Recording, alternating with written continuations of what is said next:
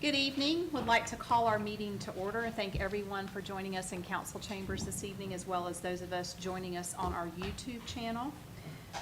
We will open it up. We do have agenda adoption, and I believe, Rob, you mentioned there's something we need to adjust on that.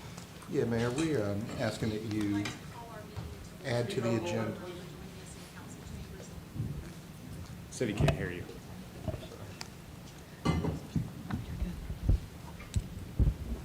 It's on. Can you hear me now?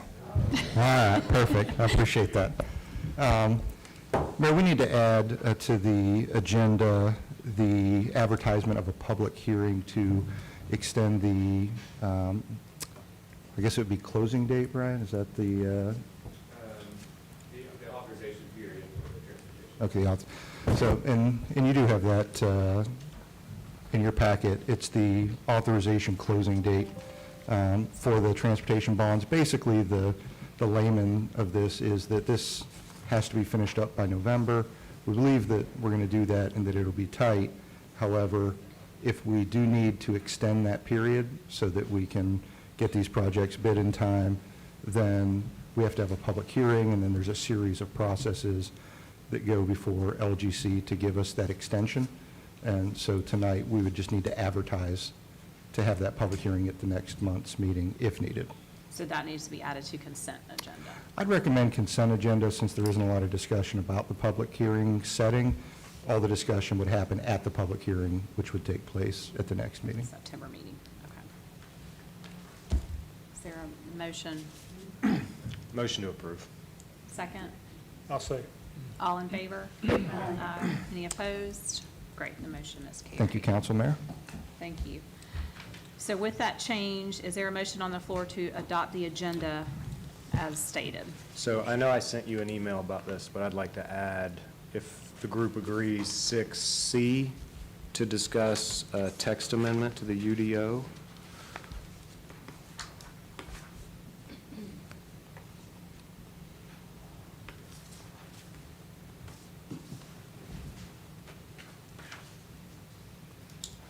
Any specific questions on what it's for? Because y'all have to make the motion to. You just said text amendment, but could you be a little more clear on what you're wanting to do? I just want to add it as an agenda item But what, text amendment for what? for chickens.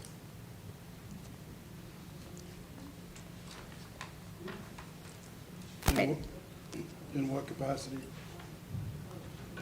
In what capacity? Chickens is broad. To modify the UDO.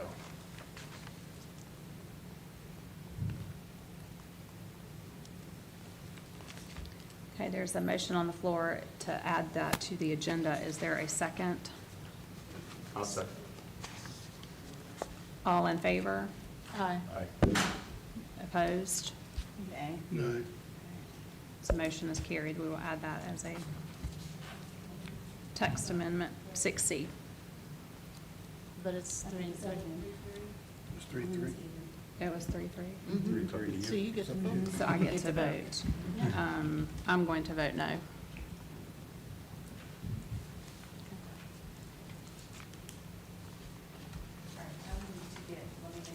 Sure. Who's on either side of that? We had no's from,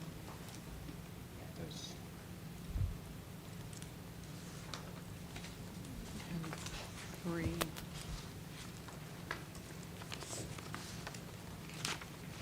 Okay, is there a motion on the floor to approve the agenda as stated? Motion to approve. Is there a second?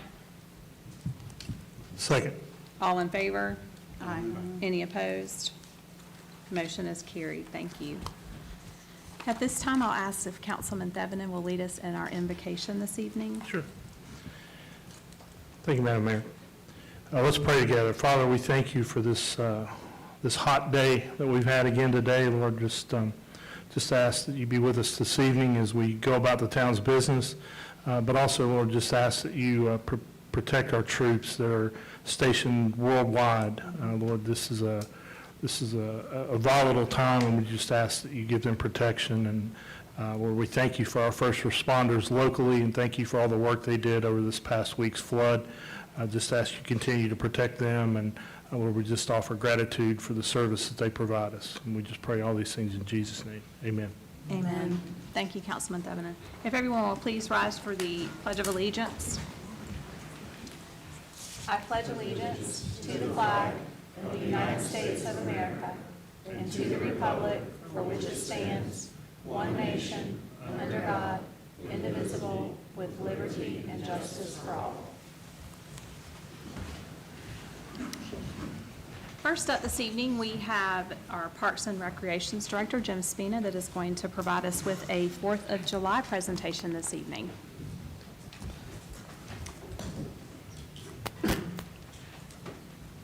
All right. Council, Mayor, Mr. Donham and Mr. Connor. I've brought with me tonight Assistant Director Sean Marble, Assistant Parks and Rec Director Sean Marble, and Communications Director Casey Nestor. We're going to give a kind of a review and a rundown of our July 4th celebration, our very successful July 4th celebration. And so for now, we're going to start it off with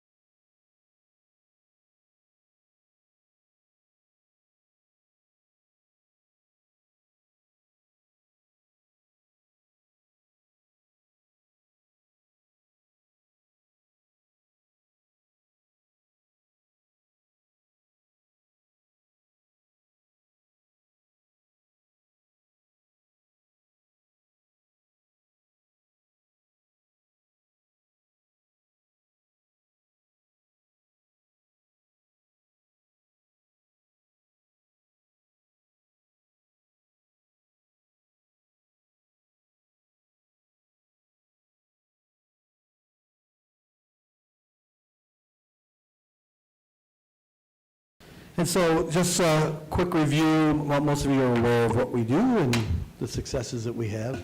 But our July 3rd and 4th celebration is a 2-day festival with live music, food trucks, rides, amusements, games, games of chance. 4th of July parade, and this year we had a great live stream available to those who couldn't be in attendance firsthand. And of course, fireworks. We have many partners. We couldn't even begin to think about doing this kind of event, this size of event. Well, to many people that help us, especially Captain Meesemer and the Cabarrus County Sheriff's Office. Spent a lot of time with us preparing and helping us make sure that it's safe and we can get traffic in and out of there as best as possible. We also have some great local business partners. Charlotte Motor Speedway lets us use their facility for parking. And we'll talk a little bit more about that later on, but had a little bit more success with that this year. And of course, a bunch of local or regional food truck vendors, amusements, all those people that provide the entertainment portion of what we do on July 3rd and 4th. Other partners, you folks. Obviously, none of this happens without the support from you. Town council giving us the budget and the support and the runway to put on a great event. And so we thank you first and foremost. And we thank you for the trust you place in all of us to pull this kind of event off. Also, the town of Harrisburg staff, many of the people sitting behind us out here are so involved. Obviously, our Parks and Recreation staff, especially Sean and Mackenzie Burleson, our event coordinator, who spent so much time putting this thing together from, really from start to finish. But also Ken Bauckham and our maintenance staff does a great job of prepping the park and all the facilities we need for that. So they do a fine job. Public Works, Mallory and Corey, Corey's gang with the parade cleanup and the cones and parking oversight and helping with cleaning, they do a great job. And Mallory for giving them the leeway to go and help us. Both of our chiefs, Dunn and Brady, and the fire department, along with Jeff Williams, spend a lot of time out on the field with us. Finance department goes. Brian and his gang they're kind of working behind the scenes, but they do such an amazing job for us. Very important handling all the ticket sales. We know it gets crazy and busy down there. We don't have to worry about it. Brian's involved from the get-go, puts his 2 cents in there and helps us, and we appreciate it. Thank you, Brian. Communications, Casey, great job as always. That goes unsaid. That can go unsaid. We know what kind of product she's going to put out there. And James and Frankie with the IT department, making sure that we can communicate and do other things that we do. And of course, behind the scenes, third-party vendors, things that a lot of people don't pay attention to, but our music, our sound, our lighting, our amusements, our fireworks, and of course, our parking company helps us make sense of the tens of thousands of people that come, so. This year, we did have some new initiatives. We really wanted to kind of make our event better, and we really wanted to have some residential enhancements so that our residents of Harrisburg could benefit a little bit more from the event.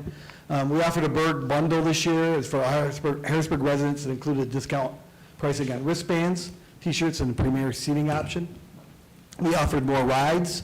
More rides helps us spread people out. It gets pretty clogged down there on the amusement fields. We had added 6 games of chance as you walked in from Sims Parkway. That would seem to be a really positive enhancement.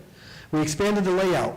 We pushed the fence back a little bit towards the fireworks and kind of created a little more space out on field 2. And that really seemed to help an awful lot, gave us that extra room to spread the people out again.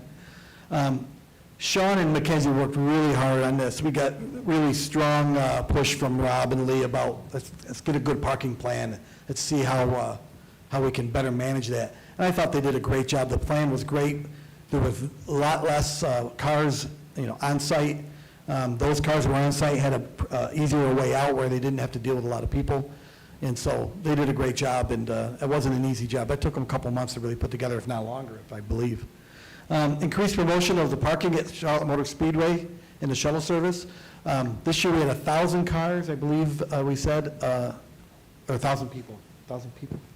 Can't remember. I think it was 1,000 people. As compared to last year, it wasn't used that much. But this year, a lot of people started using it, and we think that came from the increased promotion of the parking out there. And then added entertainment, 3rd and 4th, we added some family entertainment earlier on in the day prior to the musical entertainment, and that seemed to be well received as well. With that, I'm going to turn it over to Sean, and she can talk to you about planning. Good evening. All right, so this is just kind of an overview of the event planning. So starting, and this is really a year-round thing, planning for the event, always thinking about it and thinking about ways to make it better and improve it. But in February of each year, we begin working on getting our fireworks and amusement contracts ready. We work on the branding and logo for the event. As you know, we like to change that up each year. We work on getting the entertainment booked, the bands for the event. We start reaching out to our food vendors, and we begin recruiting our sponsors. And then in March and May is when our parade applications go out. We begin getting our T-shirt order ready and our design for our T-shirts. We start wrapping up our food vendors for the event. That's when we really start digging into the safety, the security, the parking plan for the event, working on recruiting our volunteers, and then start having our July 4th committee meetings. And then in June, we finalize our sign order. We start our pre-sale for the wristbands and the other items. We really begin pushing out the advertising for the event, and we're finalizing our staff schedules for the event as well. And then obviously the event is here July 2nd and after, so that's when we're doing the actual event setup at the park, our vendor check-in, setting up our amusements, our firework vendors, our bands, everybody's coming in. Our partners, our sponsors that are set up at the event as well. Obviously during the event we're managing crowd control and cleanup. And then after the event is when we're doing our debrief meetings. So we try to get together relatively quickly after the 4th and talk about, what we did well and what we need to improve on for next year. Next, I'll bring up Casey, who is our communications director. Good evening. Going into the branding of this year's event, so on the left side of your screen, you're going to see our signature logos for our celebration and our parade, but I really want to focus on the logo you see on the right side of your screen. This logo was a custom logo for this year's event, and a little backstory about this logo It was nearly an exact picture captured at the parade in 2023. So we had some enhancements with the firework and the flag and all of that, but we really utilized this logo because we felt like it encompassed what celebrating the 4th of July in Harrisburg was about.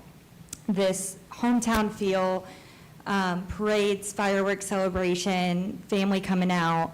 We really enjoyed using this logo to promote the event this year. With this branding, we were able to offer the Berg Bundle as a new offer for our Harrisburg residents this year. And with the Berg Bundle, Harrisburg residents were able to get a 2-day unlimited ride access wristband, a I never say this word, a cup, a July 4th celebration t-shirt with the logo mentioned, and VIP seating for the concert. And the Berg Bundle was available starting June 8th at our June 8th Rockin' the Berg celebration, and then we sold it at Town Hall leading up to the event, and the Berg Bundle generated a little over $2,000 in sales. Going into our communications strategy, the communications department this year was really focused on pushing out high-quality content, responding to messages and comments in a timely manner about the event, and constantly engaging with our followers and our non-followers through stories and updated posts and website updates and every platform that you could get information for the event, we were there updating. And through this, we were able to increase our Facebook reach by 137%, reaching 50,000 followers and non-followers on Facebook. This means that 50,000 Facebook users or people came to the Town of Harrisburg Facebook page for information regarding the event between July 2nd and 4th. And through Instagram, we were able to increase our reach by 120%, reaching 8,000 people for information regarding the celebration. And I will turn it over to Sean to talk more into numbers. All right, so this is the event recap by numbers. So for attendance on July 3rd, we had an estimated 8,000 in attendance. On the 4th, we had an estimated 27,000 in attendance.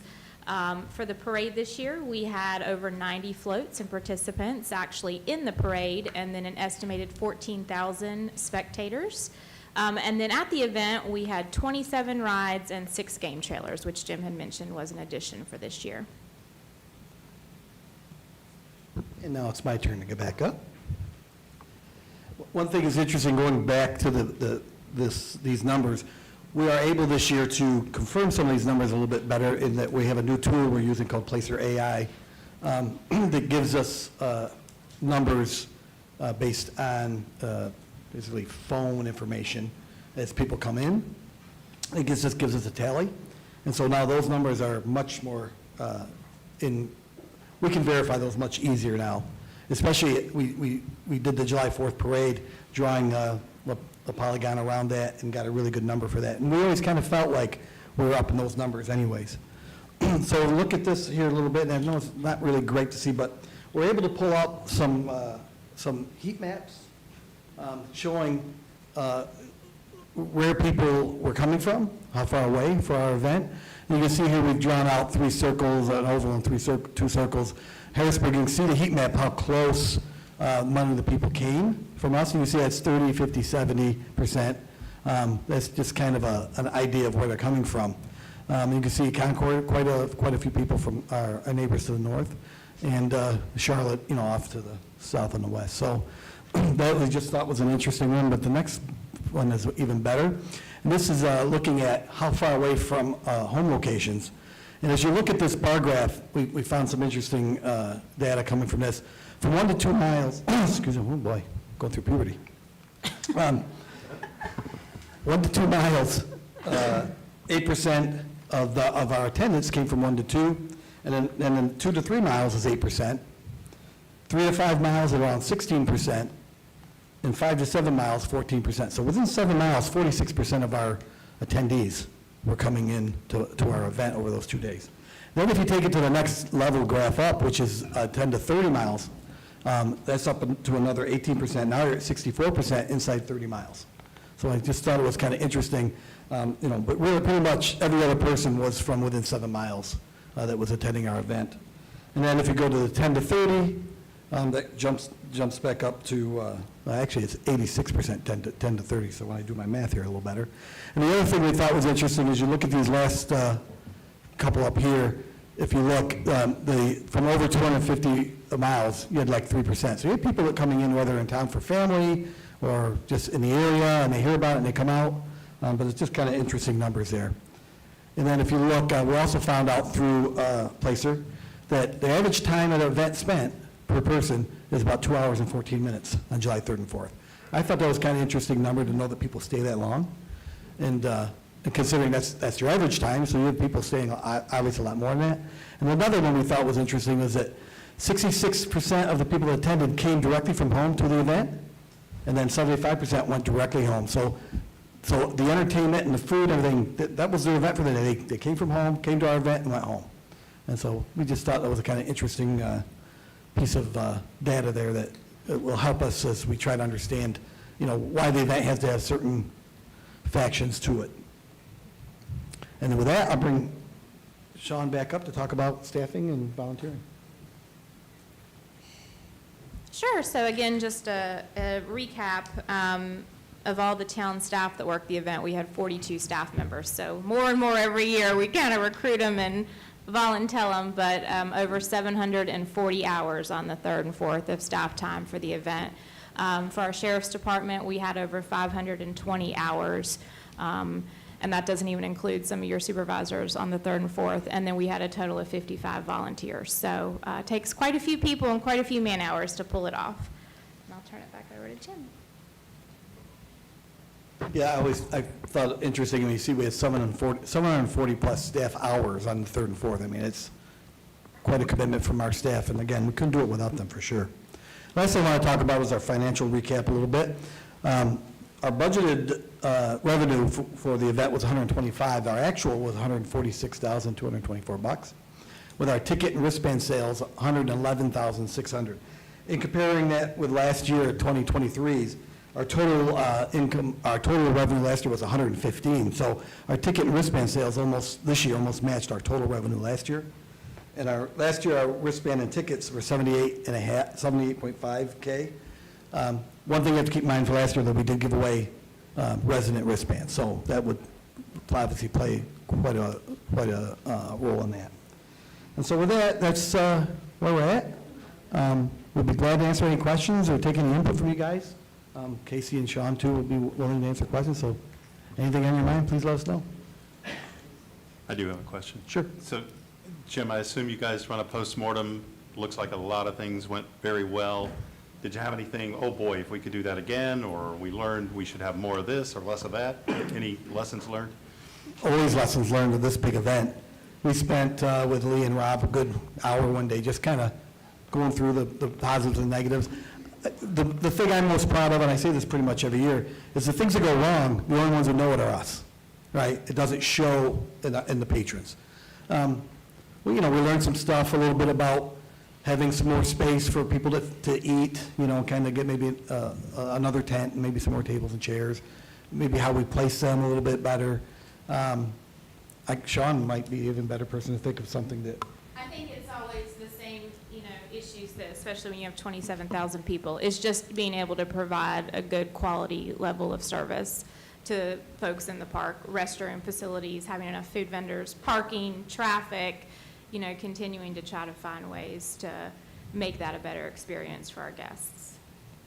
Yeah. One other thing that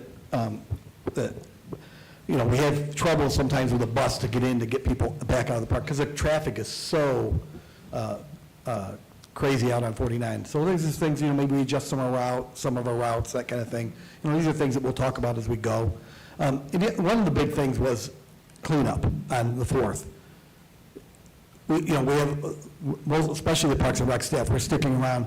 When everybody kind of closes out, we look, it's like, whoa, it is pretty crazy. So that's something we'll have to get after. We didn't have as many volunteers this year from as many people from Public Works. They were doing a lot of parking. So, my staff, mostly we're in there. We didn't get out till 1 a.m., but we got through it, and we're none the worse for wear. We got through it. But that's something we'll talk about more. How can we better situate ourselves next year going to that? But like I said, I'm always proud that most of the problems we have, nobody knows but us. I give Jim and Sean such a hard time during and after the event that I'm just going to say it went perfect. Great job. Nothing went wrong. I mean, Rob never texts and say, hey, what are we doing here? I mean, through the event, it's crickets from Rob.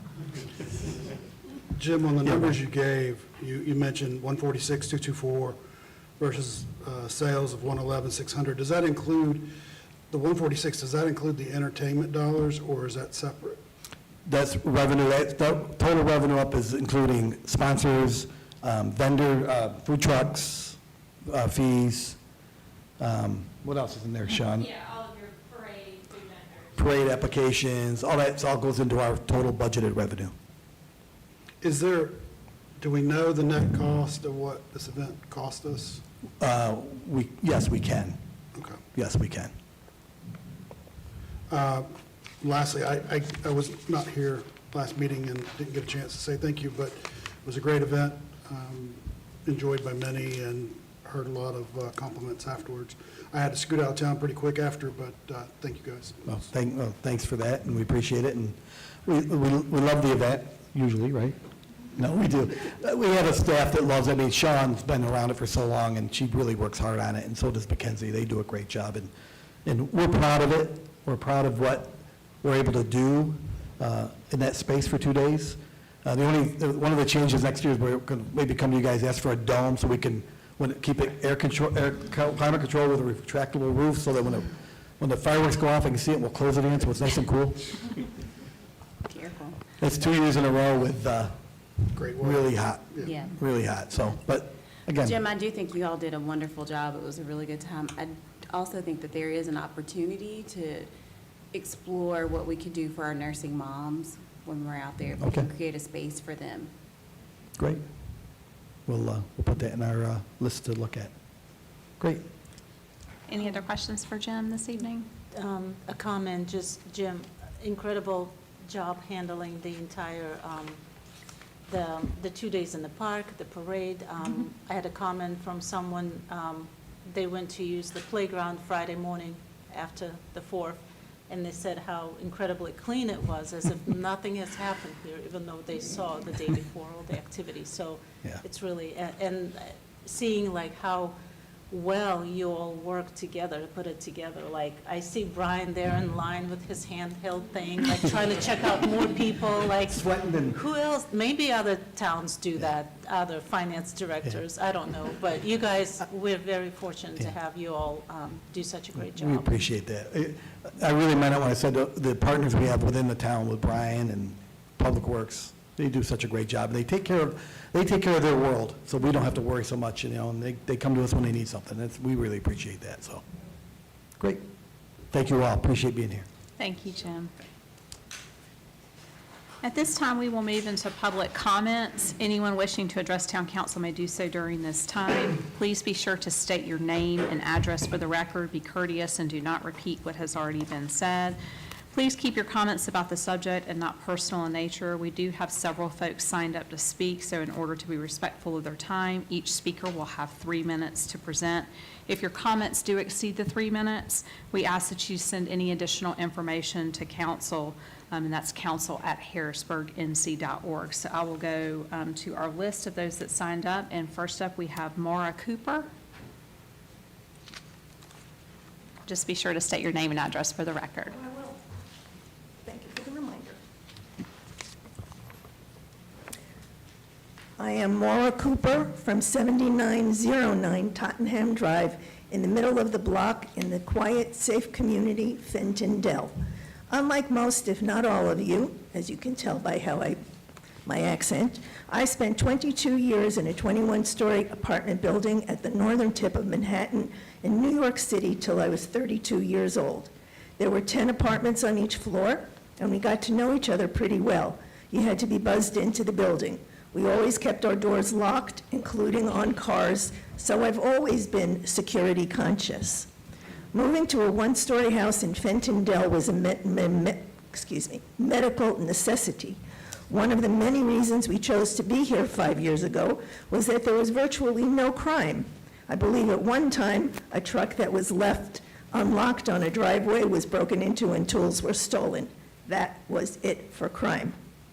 Is Harrisburg Town Council prepared to purchase and keep up the monthly bills associated with security systems? The thought of all the non-residents who would be attracted to a greenway right behind my house would certainly make us easy targets for someone with greed and ill intentions.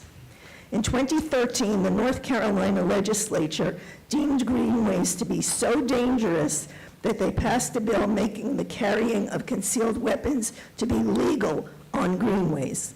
According to NC Civitas, quote, "Running paths are notoriously dangerous places in many cities, ...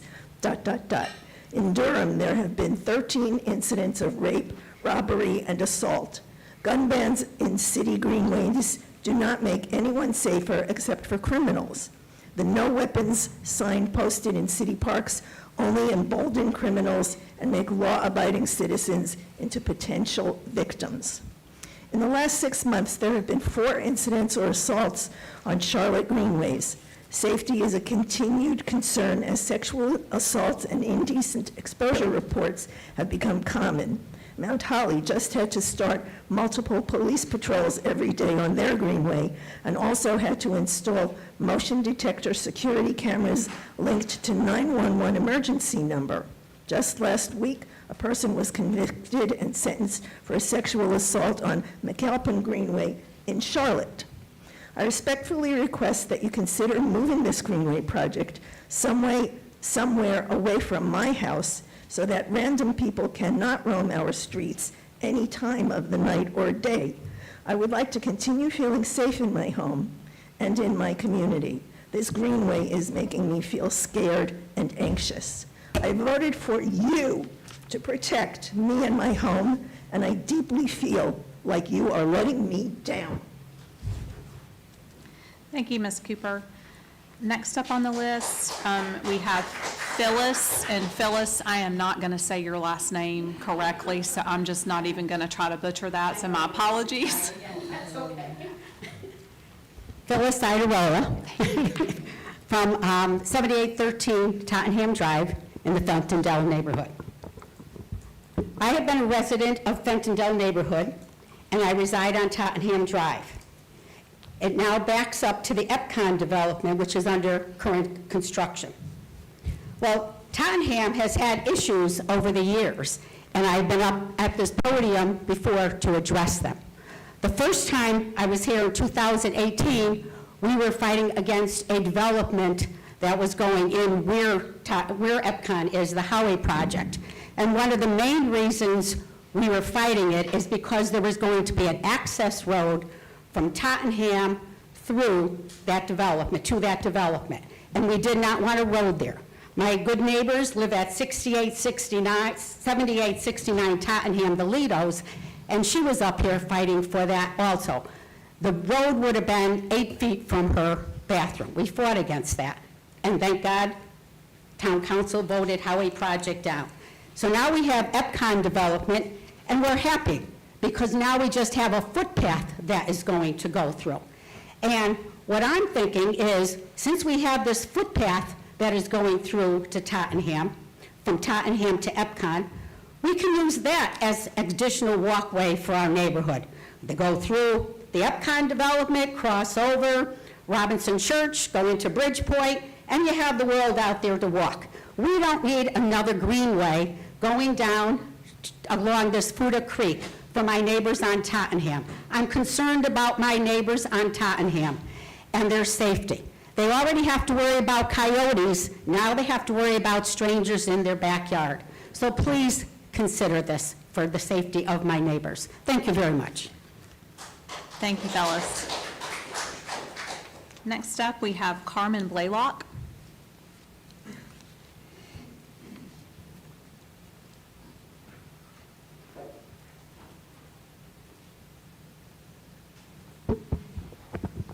Thank you.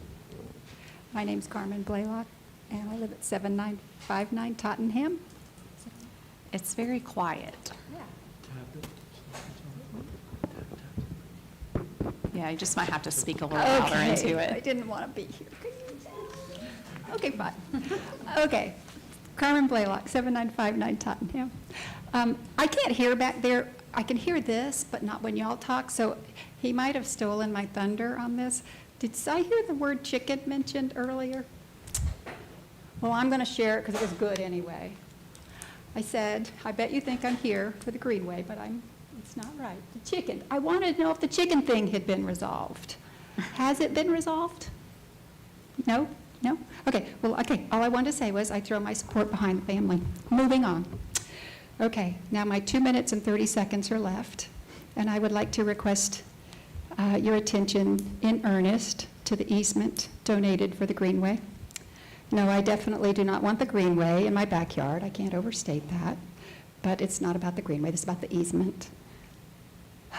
The easement was donated to our town under dubious, maybe even false pretenses. The legality of the easement has been questioned with mixed legal opinions, but the legality is not the real issue. The real issue is that the town officials know that it was donated under questionable circumstances. August 17, 23, Mr. Donham had communications with a Fentondale resident regarding Greenway easements, footpaths, approvals, resolutions, etc. August 23rd, Mr. Donham was informed another resident in person that the current HOA board had no interest at that time. Mr. Donham asked for a resolution from the board that the community was in support. That resolution never passed from the previous board. But Mr. Donham, my question to you is, how and why was it allowed to take the fast track when the new board was voted in? We were all aware the signs were there that the majority had opposition to it. On November 2nd, the new board was voted in. On November 5, 3 days later, the new board, consisting of 2 people, voted 2-0 to move ahead. On 1/7, that's January, the new board of 3 people by then voted donating the easement for Greenway access to the town for $1. It would be laughable if it weren't such a blatant and premeditated abuse of power. I mean, when did the neighborhood have a hint of this? In February of 14. So talk about a neighborhood feeling duped. I mean, it was just, we were just shocked. So you require a resolution that the community was in support. How did a resolution get passed and accepted on face value with no community support? None, because no one knew the negotiations were even going on. I have a document that I'd like to share, and my purpose in sharing it is just so you know that I know you are aware of the conflict in the neighborhood. That's why. I was handed this document by the former HOA president's wife. Excuse me. Get to it. It's.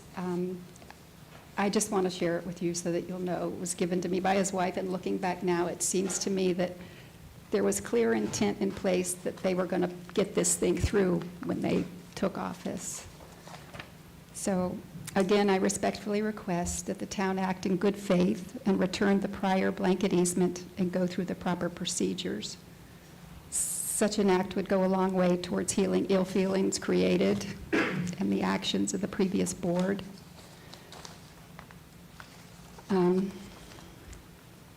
Donating the easement for the Greenway to the town for $1, yeah, that's just, it wasn't good. Do I hand these to them? You can hand them to Janet. Right, thank you. You're welcome. Thank you, Carmen. Next up, we have Darlene Siebert.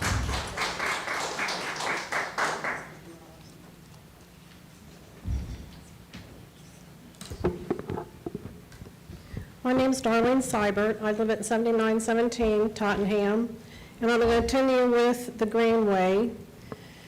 I'm going to talk about the safety and preserving the natural habitat. I think we all need to be thinking about both those things. Safety, I know, is a short-term and a long-term goal for everyone, isn't it? Whether we're in Fentondale, whether we're in Harrisburg, whether we're southwest or in part of Cabarrus County. I want to mention, when the sheriff gave his report at the last town council meeting, someone asked him, what's your experience with greenways in Cabarrus County? He said his experience with greenways in Cabarrus County were they're safe because his experience was in Mount Pleasant. We all know we are no Mount Pleasant anymore. That has long passed. I've been here since the early 90s. I've seen the progression of crime from Charlotte-Mecklenburg into Cabarrus County. And someone can get up here and say, this study says greenways are safe, and someone else can go up and say they're not safe. But I'm telling you, I'm going to listen to my neighbor who's a Charlotte-Mecklenburg cop who knows what happens on greenways, and other people have addressed this. So, safety. How much crime is all right? Okay, is it okay to have one person experience indecent exposure or rape or stalking? Is that okay? Is that safe? As long as it's not your child, your family member, just like someone in our community had their daughter stalked on a greenway. That is fact. That is feeling. That is experience. Now I'm going to get to this path. I mean, I go to Latta Plantation. I've been to Latta Park. I mean, it's a 5-foot pathway. You're not talking about 5 feet in this green area. You're taking down all of this greenway, 25 feet of natural habitat in those creatures' homes. For what? For what? Human convenience? We all live in the natural cycle of life. We're at the top of the pyramid. Aren't we supposed to respect our environment and natural habitats? There's deers back there. Yes, there are coyotes. I can deal with the coyotes. I can deal with the deers. I love the red-tailed hawks. That's just a few of the things. You have to stop and think. The circle of life involves the butterfly that promotes the bees. It all goes around, everyone. The trees provide a lot of things. There's lots of parks. Do we need to tear down this area? 25 feet wide of habitat when so much has been cleared already?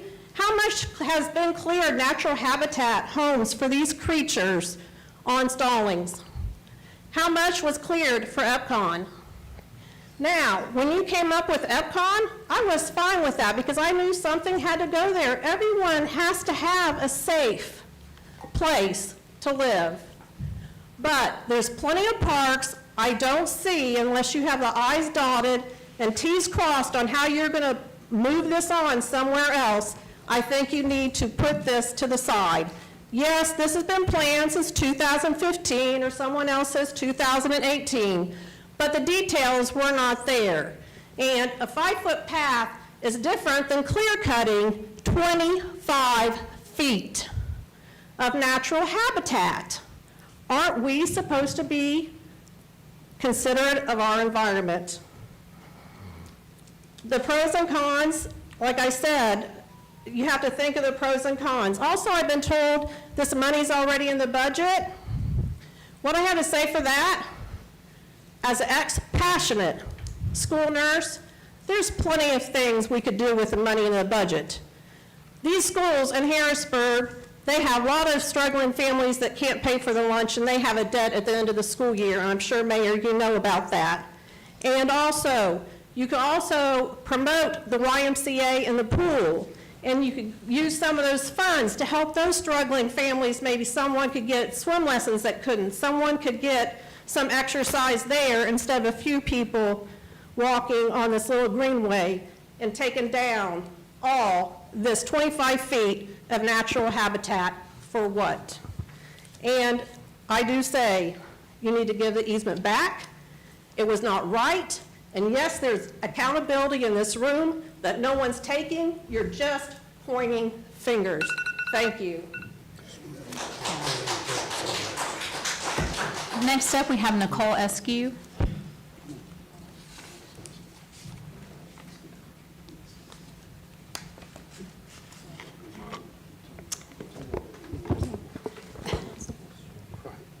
Hello, my name is Nicole Eskew. I live at 8010 Wycombe Court.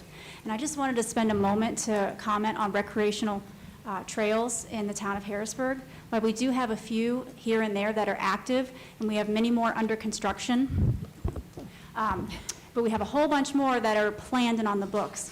And Harrisburg was very forward-thinking and planning these greenways well over a decade ago, something that I knew about when my family moved here. Many families couldn't be here tonight because we're busy.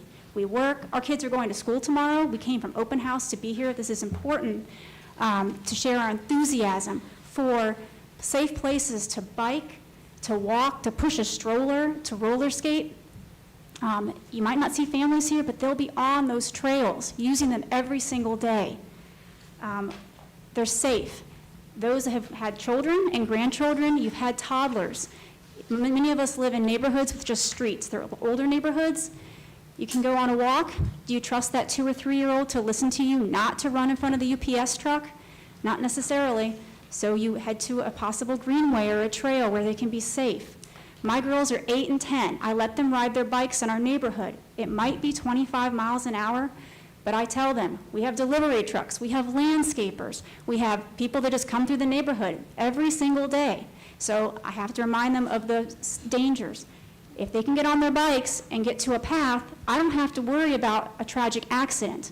And they can explore and have freedom, adventure. Remember being a kid and hopping on your bike and go to a friend's house? We have so many great neighborhoods and the kids can connect and see one another. 2 weeks ago, I'm driving up Tom Query and there's a young student, 16 years old, running on Tom Query, 45-mile-an-hour road. He's training for upcoming athletic season. That is not a safe place. We need these recreational trails and paths to allow our youth to have places to go safely. And it's not just for the little and the young, it's for everybody. It's for the very old. It's for everybody in between will enjoy these trails. Just want to conclude that, greenways are for everyone, and making that investment today is for the future. It's not just for us, it's for those to come, and it's for the families and those that aren't born yet to enjoy. So I just increase our quality of life here in Harrisburg, installing these additional paths, and I just thank you for your time.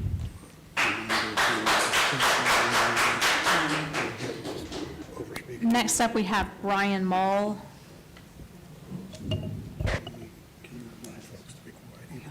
And just a quick reminder, if those in the crowd could just please keep the chatter. We're getting some feedback up here, and we want to be able to hear who is speaking up front.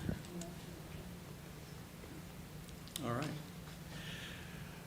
I had a lot of comments. State your name. I'll be glad to. My name's Brian Mull. I live at 7901 Grimsby Circle in Fittendale. So I had a lot of things I was going to say, but I kind of decided at the last minute I'm going to wing this. I think what's happening here tonight and what's happened in prior sessions, it ought to be very, very, very visible and apparent to this town council. The vast majority of our residents knew nothing about what was being done by our former HOA board. Folks, look, it's real simple. They came in November. They hustled this thing through quietly. They never posted any meeting minutes to tell any of us. We can document. That's documented. It's a fact. They never told any of us. And right now, what bothers me is, frankly, the Greenway doesn't impact me. I'm away from it. But what I'm impacted by and I'm bothered by is my neighbors, many of whom are elderly. These are their forever homes. They've retired here wanting these homes. Some of them are disabled. And yet, there's been no discussion. You look at that current easement, there is no discussion really about safety concerns, anything else. We don't even know exactly where it's going to be placed. We think it's 30 feet wide. The Greenway itself is 25 feet. This thing is going to come up on some residents, almost to their back porch, probably within a few feet, and maybe 50 feet, that type of thing. But really, folks, it is really disappointing to see all of this was orchestrated and hidden from the rest of us. People have been silenced. They've had no opportunity to have these discussions. There was discussions about doing this easement well before the prior HOA president came onto the Fittendale board. But he did that and he hid them and he kept them from everyone else. None of us had an opportunity. These discussions should have happened back at the end of last year. And if we had done that, if the people were given an opportunity to speak and talk about it, we actually might be at a better point now. So whether you're for or whether you're against this Greenway, think about this. Why should Fentondale have to have a 2,000-foot section that runs behind majority of elderly folks and some disabled, and there's not going to be any protections? Look at that current easement. There's no discussion of a berm. There's no discussion of a fence. There's no discussion of surveillance camera or anything about that. So, you know, think about that. Throw this easement out and go back to square one. Talk to the people on the board now who have the best interest of the majority, not the minority, at heart. And you told us, we were told back in April, that we didn't have a city problem, we had an HOA problem. Well, I'll tell you, we handle our HOA problem 55-17. We voted our former board out on May 20th. The problem is, he'd already signed an easement that none of us knew about on April the 12th, but we voted him out. A survey was also done, and we've got over 78% of our residents that are against this Greenway, and they're primarily against it because all of these things that should have been discussed and worked through were never, ever addressed. And if you, okay, that's fine. And if you want to talk about a conflict of interest, You can keep going. Okay, one last thing. Want to get shut. Chris Fall, Councilman Fall, suffered a scathing attack on his character last month that was really unwarranted. Because when you get right down to it, if you think about it, Chris voted with the rest of the board 7-0 to approve this easement or working through this easement. Well, there was no counter argument. You know why? Because none of us in the subdivision knew. Again, they didn't post minutes for November, December, January, and February until after you all voted to accept this easement. They didn't. So if you want to talk about a conflict of interest, here's a conflict of interest. Somebody that comes on the HOA board with already a premeditated plan, that is well documented in those notes that were handed out as this individual's spouse went around house to house. And the plan has always been to get this done at all cost. It was never do it right. It was simply get it done. So Harrisburg, you have a chance. You can go back to square one, do the right thing, talk to the people now that are involved, cut people that are no longer on the board out. The rest of us that were not on the board, we didn't even have an opportunity to talk, and we were told, go to your HOA and handle your problem. We handled it. Now how about doing us a favor, go back, work with our leaders, and do this the right way. The city's watching, the county's watching, the state's watching, and you never know. If the media gets a hold of this, they certainly got a hold of the chicken incident.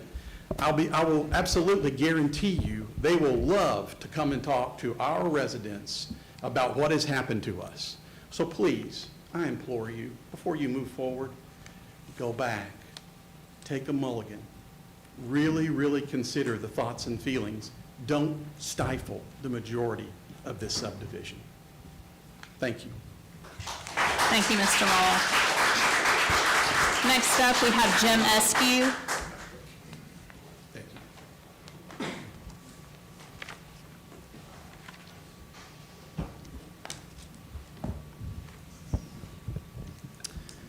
My name is James Eskew, 8010 Wacombe Court.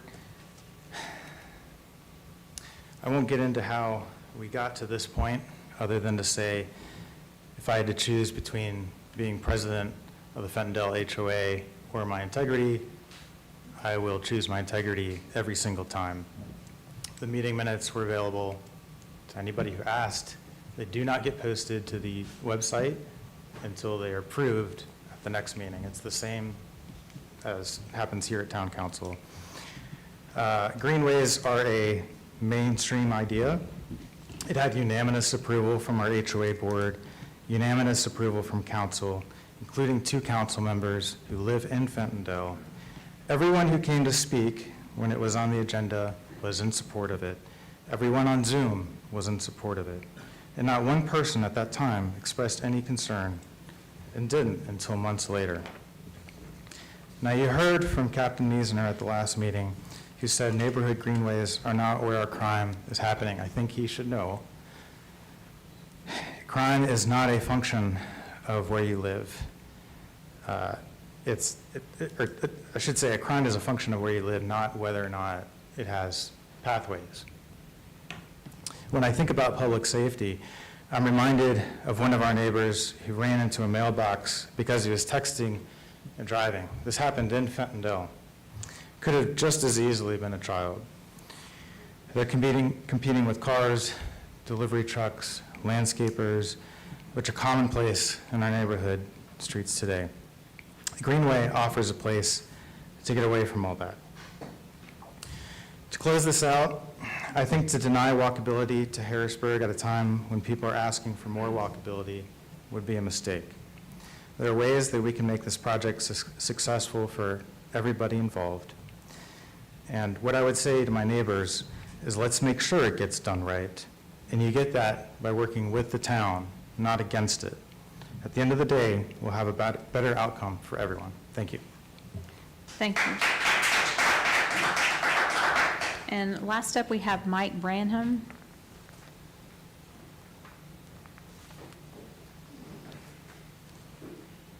I promise I'm not going to talk greenways.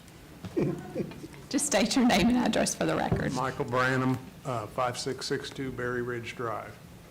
I'm here today to talk about another problem, epidemic in Harrisburg. It's got to do with these three things right here.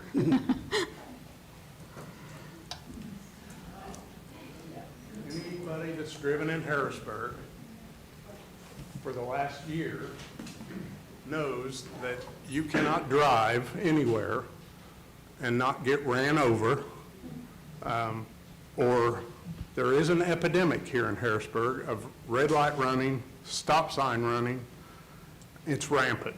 Speeding and aggressive driving, especially with somebody right on your bumper, is also rampant. I don't blame the Sheriff's Department for any of this.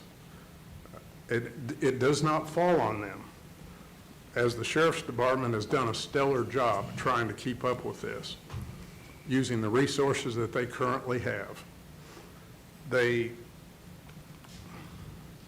addition to the security checks and the traffic stops that they do, and you'll see this in the law enforcement updates later in the session, in the last 3.5 years, there have been 998 accidents in Harrisburg.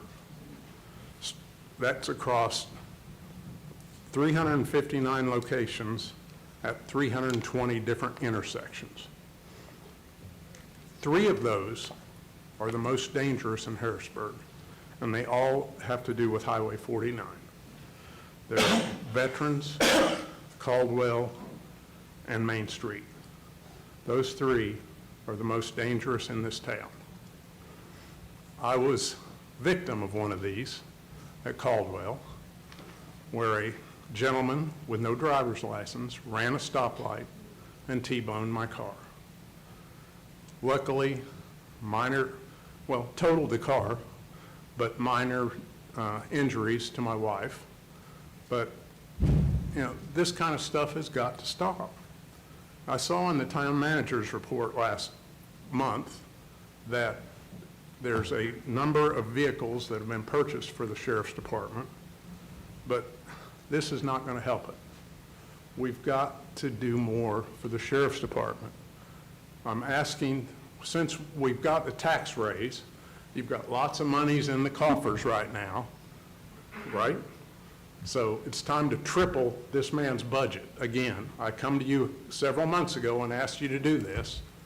It's time to triple his budget again and get more officers and to actually put a traffic division with dedicated officers that do nothing but go after speeders and stop sign and traffic light runners, so we can get a handle on this. We're going to start getting fatalities around here if you don't get a handle on this. It's rampant and it's bad. Look in your rearview mirror next time you drive 35 down 49 and see what you can see, if you can see them at all, because all you see is the top of their emblem on their hood. Thank you. Thank you, Mr. Branham. That is all we had signed up for public comment. Council, I did want to make you aware that Janet and I both received 2 emails over the weekend in favor of the Greenway. They asked for that to be read during public comment, but I responded that since we had alleviated the pandemic protocols, that we no longer did that, but I will forward both of those emails to each of council so that you can see them, and since it is email, it is a matter of public record then as well. Okay, next on the agenda. Oh. Is there someone else that wanted to? Sure. Come on up and state your name and address for the record, please.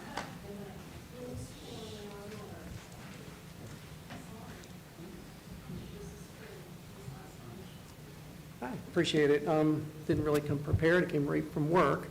My name is Matt Stanford, and I am a resident on 7941 Tottenham Drive. I just feel like I'd be remiss if I didn't come over here and speak on behalf of some of the other residents of our community who work, have kids, have competing priorities, and can't make attendance here. But I live on the Greenway, and my wife and I, we moved here in 2017. And one of the decisions that we chose to move here was because of the Greenway. We actually picked that lot because it was anticipated to be on the Greenway. We've got 2 kids. They're graduating now. One is. And so, you know, we were excited to have the Greenway there. And I feel like our community has been a bit divided recently. And it's frustrating, not so much from me, because I don't usually get in a lot of politics, but I will say that within our community, there's been a big division, and I feel like not everyone's been represented. So I just want to come out here and say, I'm a huge proponent for it. We cleared some underbrush in the back, ready for, you know, the Greenway to come in. We're hoping our kids, and we plan on being here for a long time, so maybe grandkids in the future be able to come and enjoy the same Greenways here. But that's all I wanted to say, is that there are folks in the community that do want the Greenway and are in support of it and have chosen to move where they are in anticipation of resources like this in the community. That's it. Thank you, Mr. Stanford. Yes, ma'am.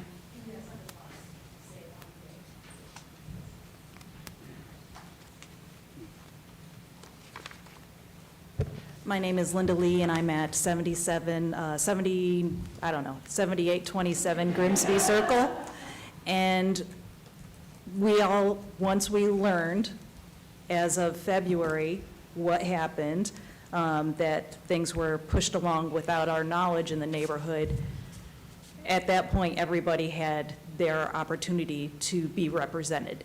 And if you want to talk about who is represented and who is not represented, we had a neighborhood meeting in April, and it was voted 55-17 to remove the former board because of the lies and deceit that had been going on. Just the underhandedness in pushing things forward, because that was individuals' desires, taking political positions to push forward their own agenda, specifically taking these positions for their own agenda. But everybody did have, once we had the neighborhood meeting in April, everyone was given the legal 10 days notice about it and everything, and were able to be there and be represented. And it was 55-17 against that board because of the Greenway. Thank you. All right, we are going to move on to the consent agenda this evening. Is there a motion on the floor to approve the consent agenda as presented? And we did make that change at the beginning of the meeting on that as well. Motion to approve. Motion on the table. Is there a second? Second. All in favor? Aye. Any opposed? Thank you. The motion is carried. Next up, under communications, we will start with our town manager's report from Mr. Donham. Well, Mayor, we're an hour into the meeting now, and I know we've got a lot to cover tonight, so I'm going to just hit the highlights and keep it brief.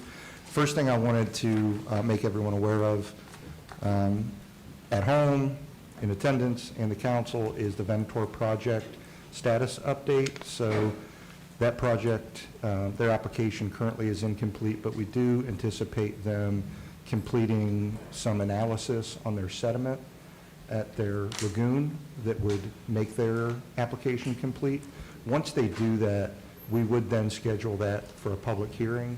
Both sides have retained legal counsel. We would expect that being earliest the end of September, early October. So I would just wanted to make everybody aware of that so they can keep an eye out for that. That is something that I get a lot of interest from the residents about. So keep that out there, and we'll certainly put out more information when we get close, when we have a public hearing date, so that those interested can attend that and understand what that project. Would that go directly to Board of Adjustments, or would that come straight to us? It'll go to the Board of Adjustment. There's no council role in that. All of their proceedings will be at the Board of Adjustment. So just from a timing standpoint, that's the only update I have for that. And we, again, when we get more information a little bit closer and we actually have a date, we will advertise that in the paper like normal, and we'll also put that out for the community so that nobody misses that date. It's kind of anticlimactic on, my Greenway update, since we've had, plenty of discussion on it here this evening, but for council's edification and for some in the audience, because I'm not sure they know, and I see Ken and Darlene already left, but, I met 2 weeks ago with Ken Siebert, who's one of the board members and the board attorney, along with our town attorney, Rich, and myself, to discuss these easements and to bring the neighborhood in and to do exactly what the vast majority of the comments here ask that we do, which is just engage with the current elected board and figure out how we can best, excuse me, best move the project forward.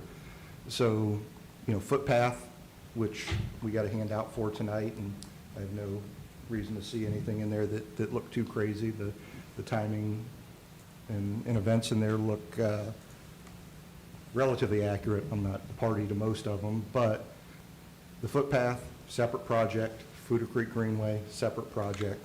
Footpath isn't happening. Fuda Creek has been happening for 10 years. We're working with the current HOA board, Reed, Ken, and I forget the other gentleman's name, but Lee. Yes, so we have a meeting set up with those three.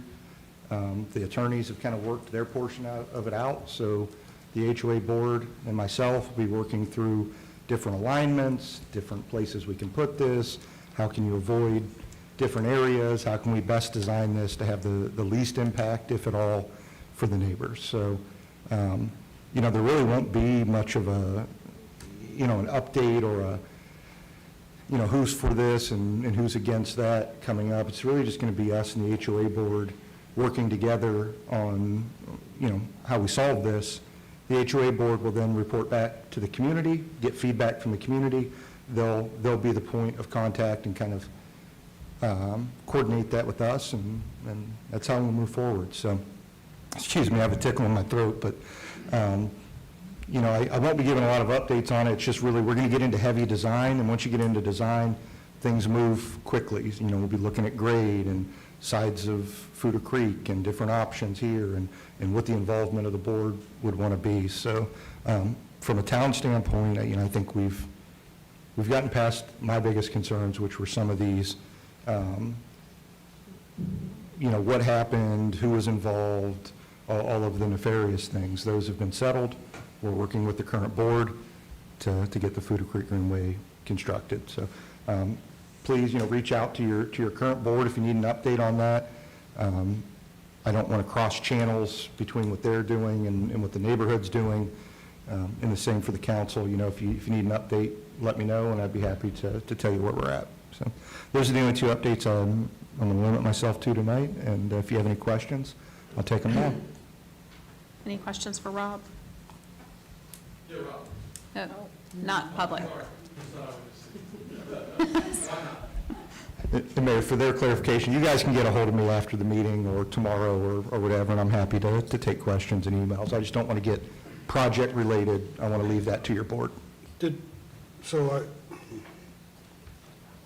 I missed last month's meeting, but did we establish how many greenways we have today and what kind of crime that we have on these greenways? So I'm not going to speak to outside of Harrisburg, right? I mean, Harrisburg, if we look at crime at shopping centers outside of Harrisburg, they're going to be a lot higher than shopping centers in Harrisburg. But we don't have any calls for crime on our green. We have about 5 miles of greenway in town. We've got several being constructed. We've got lots of these kind of park spaces that kind of double as greenways. And my conversations with our police officers, just, we don't have that problem in Harrisburg. You know, I'm going to knock on wood, and it's not that you'll never have a problem, but I truly am a believer that crime is a systemic problem. It's not driven by infrastructure or location. It's if you have crime in your front lawn, you're going to have it in your back lawn, and that's what we experience on our greenways. Our greenways in Harrisburg are not a problem from a safety standpoint currently. Thank you. Any other questions for Rob? Thank you, Rob. Next up, we have Brian Lee with our Finance Monthly Report. Good evening, Mayor and Council. Have your finance report after the first month of fiscal year 2025. So you can see general fund revenues over operations reached just about 3% for the first month, and that is supported with the property tax collections of only about 1% so far. Boom. Yeah, finance report will really clear a room out. Yeah, let me wait. Anyone else? Okay. All right, so property tax collections we know right now are just made up of motor vehicle taxes. So those will trickle in for a while, and then we'll see the real influx between November and the end of January as escrow accounts pay their property taxes. Water and sewer is at 9% after the first month, and stormwater at 8%, so right on target there for the two enterprise funds. Departmental expenditures over operations are shown in the bottom half of the screen here. All the departments except communications in green. Communications had a couple agreements, annual agreements, or things to get started up for the year that are prepaid, and so that's why that's in yellow there, but no real concerns, only being 3% over at this point in the year. Same story across the remaining departments, ranging from 1% to 8% for most of the general government departments. Buildings and grounds, another department that has annual agreements, service agreements, things to take care of this building. So you see a little bit heavier expenditures earlier on in the year, but no concerns there, nothing that we didn't expect. Parks and Rec shows at 16%, and for years I've been telling you that is July 4th, and it kind of works its way out throughout the year. But this year we removed the budget and the actual expense from the department there, and without the July 4th event, that would be showing 7% in the green. So definitely no concerns on operations over Parks and Recreation. Water and sewer at 6% and stormwater at 5%, so both in great shape there, and salaries across the town at 4%. So now we'll get into our project dashboard. This is the first half of our single year projects. One to point out here, as they're just getting off the ground, are the median improvements. NCDOT has approved the plans that we referenced last month, and so staff is currently obtaining construction quotes to begin moving that project along. And here are the second set of single-year projects. A couple more moving here. I want to point out the annual sanitary sewer rehab that was started up a few months before year-end last year. The majority of the repairs have been completed to prep the manholes for lining, and so that work will begin very soon. And lastly, we have our final view of the pond improvements at Harrisburg Park. So right after July 4th, the lights were put in, which was the last item we were waiting for. And so now we have our completed amenity here where we've converted a stormwater pond to something that is actually an attraction at the park. And so here's our final view of that. I think it looks really good. This is a look at multi-year projects in design. Very little activity here. The Harrisburg Rail Trail as well as the Cabarrus Woods Waterline upgrade both got off the ground, so they show 2% of their design and engineering work started. And then here are our multi-year projects that are under construction. You see our transportation bond projects as well as 2 greenways. All those had some minor progress, but nothing substantial to report on. This is our equipment project list, and so this looks a lot different than the last several years. We have a big block of items here for both the fire department and Parks and Rec who have gotten all of their equipment ordered within this month, and so we expect 7 of these items here to come in within the month, and then 1 of the Parks and Rec turf items is going to take probably 8 or 9 months to come in from the manufacturer, but a really good start to our equipment for the year. This is a look at our vehicle projects for the year. A couple to point out here are the brush truck for the fire department is at 25%. That truck chassis has been ordered, and we expect delivery before the end of the fiscal year. It takes a while to build that unit. And then the replacement water technician truck is on the agenda tonight, so that shows 25% progress, and when that gets ordered after this meeting, we'll bump that up to 50 and await its delivery. Here are our professional services projects. I just wanted to point out that the strategic economic development plan will be spoken on tonight, and that shows about 90% completion. And then lastly, our parks master plan is also at 90%. That final draft of that report was presented last month, and so you will have a final report next month to adopt. And other than that, in finance, it is audit season for us, so we have been preparing the financial statements and all the financial records this month and last month, and we have our final field work scheduled for the first week in September. That audit presentation, we usually shoot for the November meeting to get that accomplished. And as always, we have our ARPA revenue and our appropriations there showing that we have nothing left to appropriate. And with that, I welcome any questions you may have. Thank you, Brian. Are there any questions for Brian this evening? Thank you. Thank you. Next up, we have Captain Meesmer with our law enforcement update. Okay, so we might want to go, is he coming back in, or do I need to get, it might be Chief Dunn's time to. Well, Mayor, I can stall for a moment because I forgot something real quick with 30 seconds, but I did want to introduce the council to our newest employee. I have Devin Houston in the audience here. Devin is our new town engineer. Today is his first day, so newest employee and part of the executive leadership team. Devin lives in town here, so he's a Harrisburg resident with his wife and 2 kids. He's a college student and a kid at Hickory Ridge. And Devin comes from Concord, where he was the deputy transportation director. Did that for 6 years and had 10 years total at the city of Concord, and also 11 years in the Army National Guard. So we'd like to thank Devin and tell him not all of our meetings are this lively. We do have some boring ones. They've been more frequent lately, but thank you, Devin. Welcome, Devin. Nice to have you. Thank you. All right, you're late I to got the you taken party. care of. Run, Devin, run.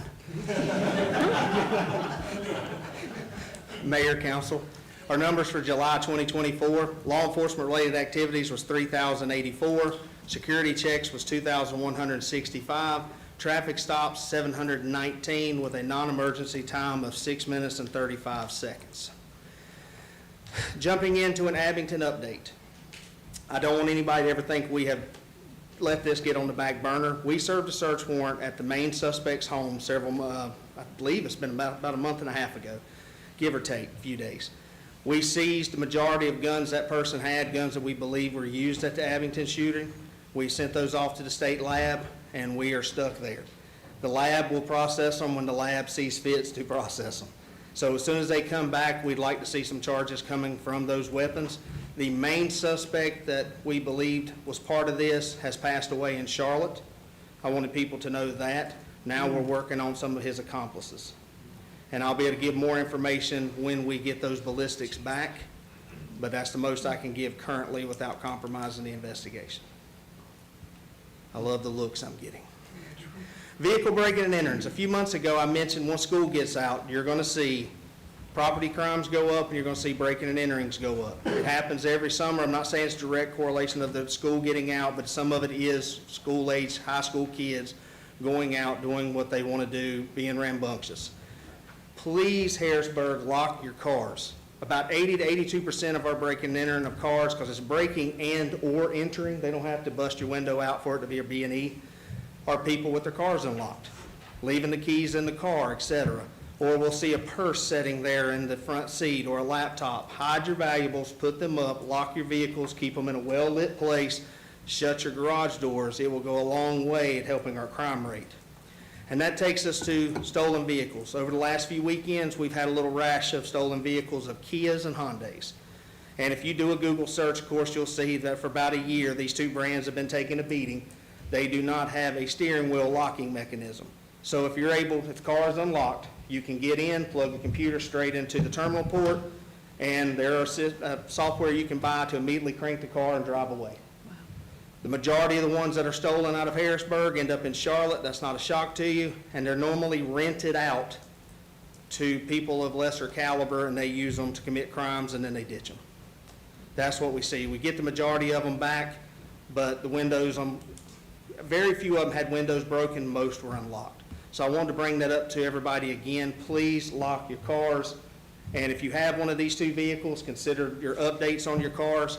The manufacturer's constantly updating it to try to combat some of the software, but if you don't stay up to date, they literally sell it a couple weeks later for them to purchase it online. And any questions? I have a feeling I might have a few. Real quick, I know I spoke for you a moment ago, and Ron wasn't here last month, so I don't want to put too many words in your mouth, but was I There were a roughly... few others that did, it's okay. The question was asked of me last council meeting. The sheriff's office has no feelings on the Greenway. Build them, don't build them, that is completely up to the town and their residents. We will handle it accordingly regardless of what you do. Now, the question was asked, my opinion of my opinion. I live next to a Greenway in Mount Pleasant. Now, she's absolutely correct. The crime stats in Mount Pleasant are lower than Harrisburg, but you also have 10 times the population. There's very few people living in Mount Pleasant, so of course you're going to have less crime. As it pertains to the 5 rough miles of Greenway we have in Harrisburg already, well before any of these comments of the last few meetings were made, I can't recall a call on a Greenway. And just to make sure I wasn't crazy, because I don't have the stats in front of me, Sergeant Creighton's in the back room. I went to him and said, "You don't have any calls on a Greenway at night?" Nope. Called Sergeant Fry at home. Nope. Can't even remember last time I've been on a Greenway in Harrisburg. That's how little problems we've had. Now, as town manager stated, that doesn't mean tomorrow I won't have one. That's just the way life is.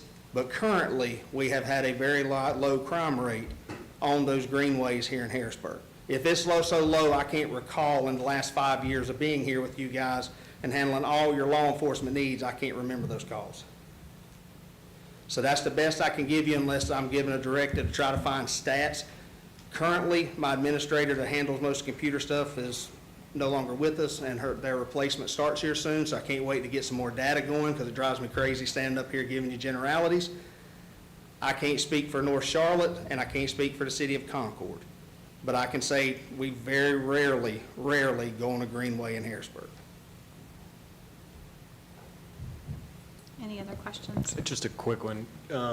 We've got one of those speed radar traps in a neighborhood next to mine. How long do you guys leave those up for? Depending on the area. Okay. Sometimes we leave them there for weeks. Sometimes we've left them there for a month because other people didn't request them and we'll have a lull. Other times we'll leave them up for just a week or two and we take them back down. I think a resident requested this one. If you think about it, when you get the data or whatever, would you shoot that to me? Yep, talk to me after the meeting so I can make sure I know exactly which one. I got you. And sometimes if we're not requested on it, because of the storage, it deletes on its own, so we may have to put them back out. Our 2 newest radar trailers are expected to be delivered next week. That's the larger ones that we can put on big roads that are solar powered, and then I'll just have to get them striped up and they'll be out and about. Did you want to take a moment, the gentleman's still here, about our traffic patrol? We've talked. Oh, okay. But as I informed him, we do have 2 full-time, one's on days, one's on night, that does full-time traffic. We also have 2 positions that have been approved by council and we're waiting for staffing. One of those gentlemen, his last name is Lambert, will start with us on the 23rd, not in a traffic capacity. He will be on night shift, but I've got him closer to me, so as soon as I get the approval, I will move him to one of those traffic positions. And we'll have a total of 4, hopefully in the near future, but I can't give an exact date yet. Thank you. Any other questions for Captain Meessemer?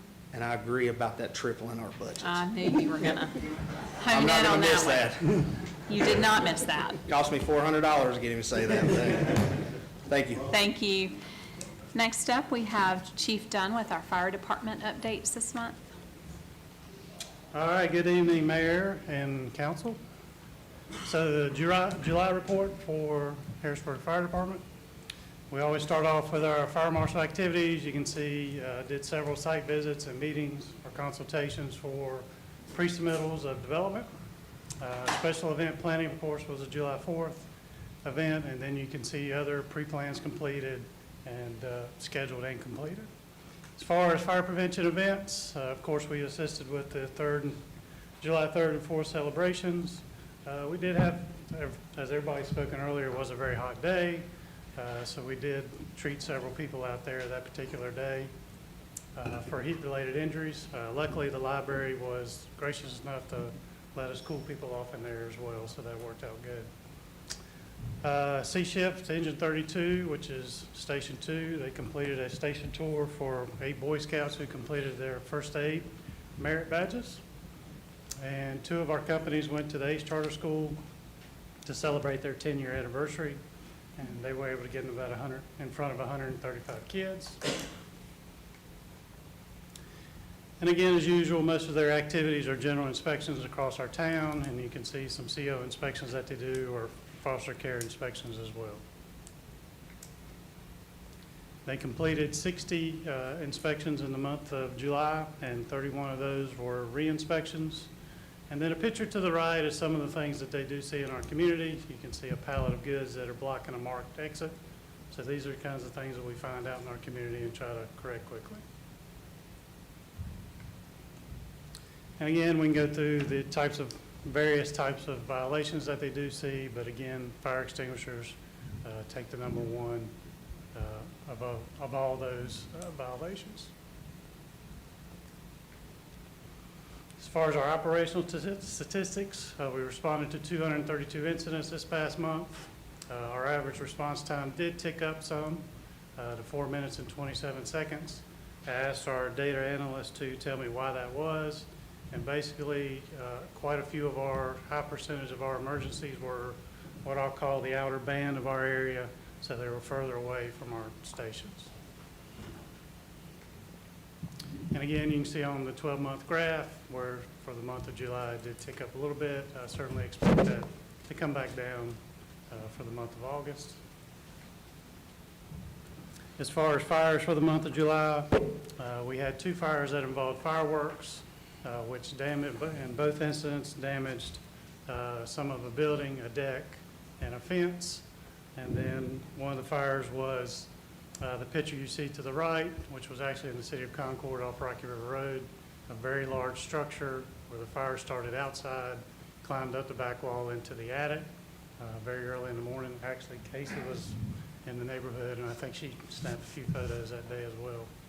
The 4th fire was actually a vehicle fire in a garage off a neighborhood off Stallings Road, and we were able to get there quickly and minimize damage to that car or building. Again, Station 1 leads the pack, followed by Station 2 and Station 3 as far as percentages of responses.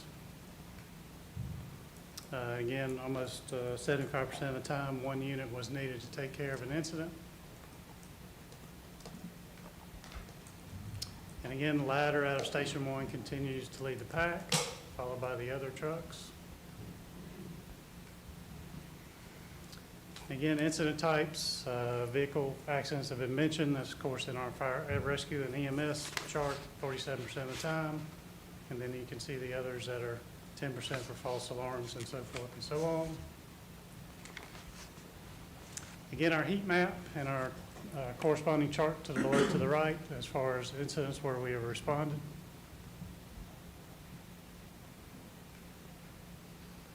And again, by zones, and again, the zones that begin with 1 are Station 1, 2 is Station 2, and then, of course, 3 is Station 3. As far as operational updates, again, we were, as Jim mentioned, and Sean and Casey, we did assist with July 4th as always. We treated 39 folks that day for heat-related injuries. Again, we've started a Fire Instructor 1 program, and what that does, it state certifies instructors so that they're able to teach either locally or through the community college and provide a certification for those classes that they teach. And again, we started an academy again in July through our partners with Rowan and Cabarrus Community College at our training grounds, and that's going very well, and we expect them to graduate in the middle of October. To the right, you see a picture.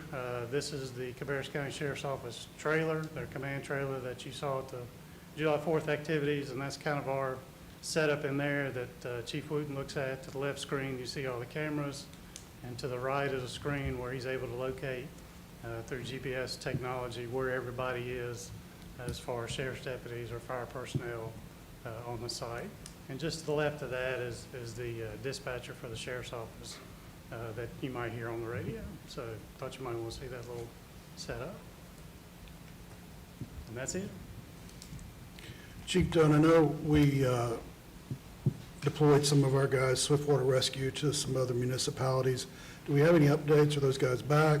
Where do we stand with that? Yep, so as you saw on social media, they did deploy Tuesday afternoon about 3 o'clock. They arrived in Bladen County, which I had no idea where that was, so I had to look it up as well.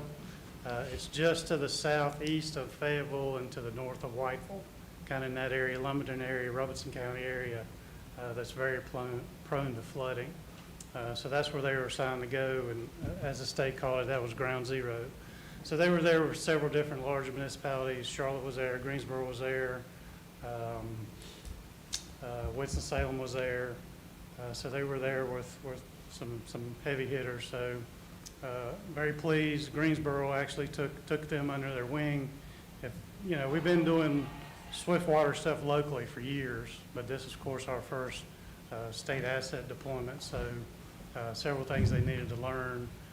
And Greensboro was gracious enough, actually spoke to their fire chief today and thanked him for their staff reaching out to our staff, taking them under the wing, showing them the ropes of what they needed to do. They actually provided training for us, updates on software. The state is very intense on paperwork that needed to be filled out every day. So Greensboro was very gracious with that. We were actually able to put our boats in the water with Greensboro on the Cape Fear River. So that went very well. So as far as their activities, they did not do any Swiftwater rescues in the area, and neither did any of the other entities that were there. But what they were able to do, they went into Bladenboro. Bladenboro got so much rain, they had about 4 feet of water in their downtown area, which went into storefronts, pharmacies, things of that nature. So again, Greensboro and Harrisburg went into that community, that downtown area, and were able to assist those folks with getting the water out, cleaning up some, providing the inventory, putting the inventory back on the shelves, or just cleaning up and, being a good community partner. So How many staff did we send? we sent 8. Now, are they reimbursed by the state in a situation like that, or? Correct. Okay. So the staff that deployed is reimbursed, and then the staff that we have to hire back to fill their spot here is reimbursed as well. So we're working on those numbers, and we'll work with Brian and his finance group to make sure all those are right, but everything's reimbursable. Thank you, and tell the gentleman we appreciate it. Yeah, follow-on question, because I know we're recruiting all the time. Are we fully staffed now? Are we still down? Is that steady? Where are we? So we're down 2. We had someone in the hopper about a couple months ago, so they're actually in that recruit class that we talked about. They've completed the interview, and they're still doing backgrounds and things of that nature. We have a couple more that I suppose they're looking at Charlotte just like they do always. So, but we haven't heard anything more on them. But we're anticipating the new salary study and that to come out in the near future. So I think we'll be fine. And things like this help. I mean, our guys it's a hurry up and wait deal when you get deployed. They're all excited to go, and it's great, and that's part of it, but, you know, really, when you get there, you're just waiting on the action. The ironic part is that our local team responded to 6 incidents Thursday night here locally. So, and I know Rob was very, very clear in the message that he sent out, that even though we sent resources down there, we certainly have resources that we kept here to be able to take care of our own citizens, and that was certainly the case Thursday night. Very good. Any other questions for Chief Dunn? Thank y'all. you so much, sir. Just 2 quick mayor's comments. We've got our annual Economic Development Summit coming up the middle of this month, so looking forward to getting together with our county leaders to kind of see the status of that economic development piece there. And then I just wanted to wish all of our students, staff, teachers, bus drivers, and coaches a very happy start to the 2024-2025 school year. Most of the public schools in our area start tomorrow, so lots of kids are packing lunch boxes and book bags right now, and hope everyone has a successful year. And with that, I'll open it up the floor for council comments. At the end of July, I had the opportunity to attend the North Carolina BMO conference, where we had a lot of presenters come and talk with us about various environmental needs, some related to landfills and flooding, and then grants and resources that are available and how to go through that process. So Rob and I have connected, and we plan to sit down and look over those resources and see what we can use here in Harrisburg. And then also, there was a beautiful bridge dedication ceremony. Councilman Patrick and I were there for Lieutenant Robert Uri. Sorry. Everybody that went up to the mic said his last name differently, just to be clear. Everybody did, so. Of course, I got a chance just to catch up last month with the online presentation. I know we moved to YouTube, much improved. Appreciate the efforts there to get that, and it was smooth last month. A little bit of shaking up there, but hey, we're all good. I think, my initial takeaway from that call, from that meeting was, oh my goodness, that there's a bandit of thieves sitting on the border ready to come over to Harrisburg and invade our greenways. I was really taken back by that. I mean, it got loud and it got a little, out of control, but whatever. I would propose a question to some of these folks that are against greenways. What's the difference between a greenway and a sidewalk? Is it because one's in front of your house and one's behind the house? I mean, we've heard some of the same arguments with regards to, I don't want a sidewalk in front of my house, or a sidewalk behind my house. We're still building sidewalks, and it seems like everybody wanted sidewalks, but, if it's in my backyard, goodness gracious, I don't want it. I've been on this council since 2015, and we've been talking to Carolina Thread Trail over the years, working with these, growing our greenways, and we've listened to the residents over the years, so I would continue that we would move forward with our efforts in that space. The last thing that I took away from that call, though, was my ask, and I'm not asking for a motion, I'm just asking respectfully to staff to go back and look at, kind of do a postmortem, and Zach, I'm looking your way on this one, but to go back and do a postmortem with regards to our development process. Several months ago, I was contacted by the head of construction for one of the large grocers in town, and they said, Harrisburg's hard to develop. And I said, thank you. That's, and I wasn't being sarcastic about it, but we purposely did that years ago. But the question was, is it too hard to develop? And I get it that we have higher standards, and I'm glad that we do have higher standards. The challenge was it felt like things move either too quickly or too slowly, and I would ask that if we just go back through and look at some of these steps that we've done over the years, do they need to be refined, or do we need a change control process in place? I know we've heard from developers in the past that it's this UDO or it's that UDO, or I was asked to do this and later it changed to that.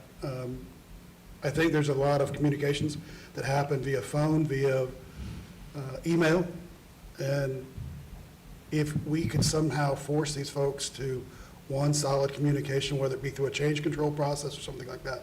I don't know what the full takeaway is, just other than, can we start with an objective look at what we're doing today, and is there opportunity to improve it?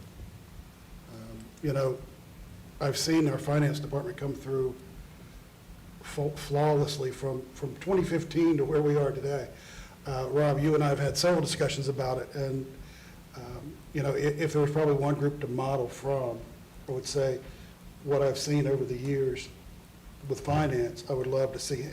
And I know each department's different, and I'm not taking away any effort from any individual in this room or not in this room. I compliment our staff on the challenges they face every day. But I think we do have an opportunity. I'm not saying lessen the restrictions. I'm just saying, is there a smoother process that we could be following in that space? I think the short answer is yeah. I mean, I think it's, you know, you don't want to have blinders on when you're looking at this. Our staff does a fantastic job at 99% of what we do, but it's not 100%, right? And one of the weaknesses that we've identified is in that area, and we've worked with Councilman Patrick on some of that on the non-development side, and the fact that, you know, the UDO has some faults to it that need cleaned up. In the same way the UDO does, our process and procedure has some faults, especially in Zach and I's opinion, when it comes to smaller business and small development things. And we see a lot of delay. We see, you know, a process that's a little bit cumbersome. And, you know, my solution to that, and I think you guys will see some of that tonight in the EDC plan, or the strategic plan, is that small business help, right? I think we can keep our standards high and make those processes navigable by having liaisons on staff and coordinating things through and communicating things through and making sure that we just bring a better product sooner in the process, and that, you know, the red tape, so to speak, can be cut through when we're dealing with our local, you know, smaller businesses and developers versus the large, you know, large tract, 100, 200, 300, 400 home subdivisions that come through. The risk with lowering standards to make it easier for everybody is that the big guys have the attorneys and the engineers and all the folks to find every loophole that you can possibly find.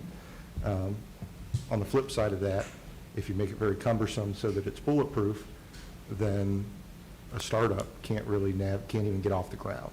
So, you know, we'll find a way to do that, but I've got it as an action item that Zach and I will follow up with you on. Thank you. Mayor, I just had three things. Welcome to our newest employee. I know you're from Concord. You got here as quick as you could, right? All right. Welcome. The reevaluation process is really starting to get some questions, particularly for those people who have their house paid for and have to write a check, and they tend to be a little older. So it'd be interesting to see if we could see any stats as to whether that process yielded them any savings or whether it was material to our budget at all, just to see the level of angst that people have, particularly when they write a check. When it's baked into their mortgage payment, I don't think they notice it as much.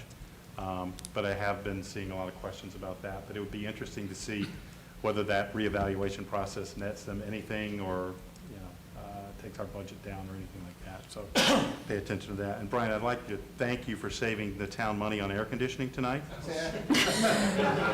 I know we probably saved enough to make up for any difference. This is not how I want to save money. All right. Thank you. Any other council comments? All right, with that, we will move into our public hearings this evening. First up, we have the McKinley subdivision zoning map amendment and development agreement, and Shelley is going to speak. Thank you, Mayor and Council. We are here this evening to hold the public hearing on the zoning map amendment. It's a request to rezone a 190-acre site to a residential low conditional zoning district and enter into a development agreement with the applicant. Now, the purpose of this action is to modify and approve conditional zoning plan, reducing the number of lots, resulting in a 60-lot single-family residential subdivision. It's staff's recommendation as well as the planning board's recommendation to approve as presented. So we'll start with the site location map.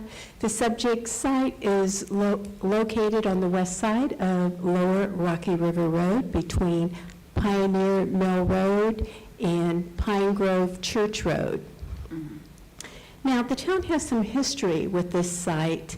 The site was zoned and annexed into the town back in November of 2021.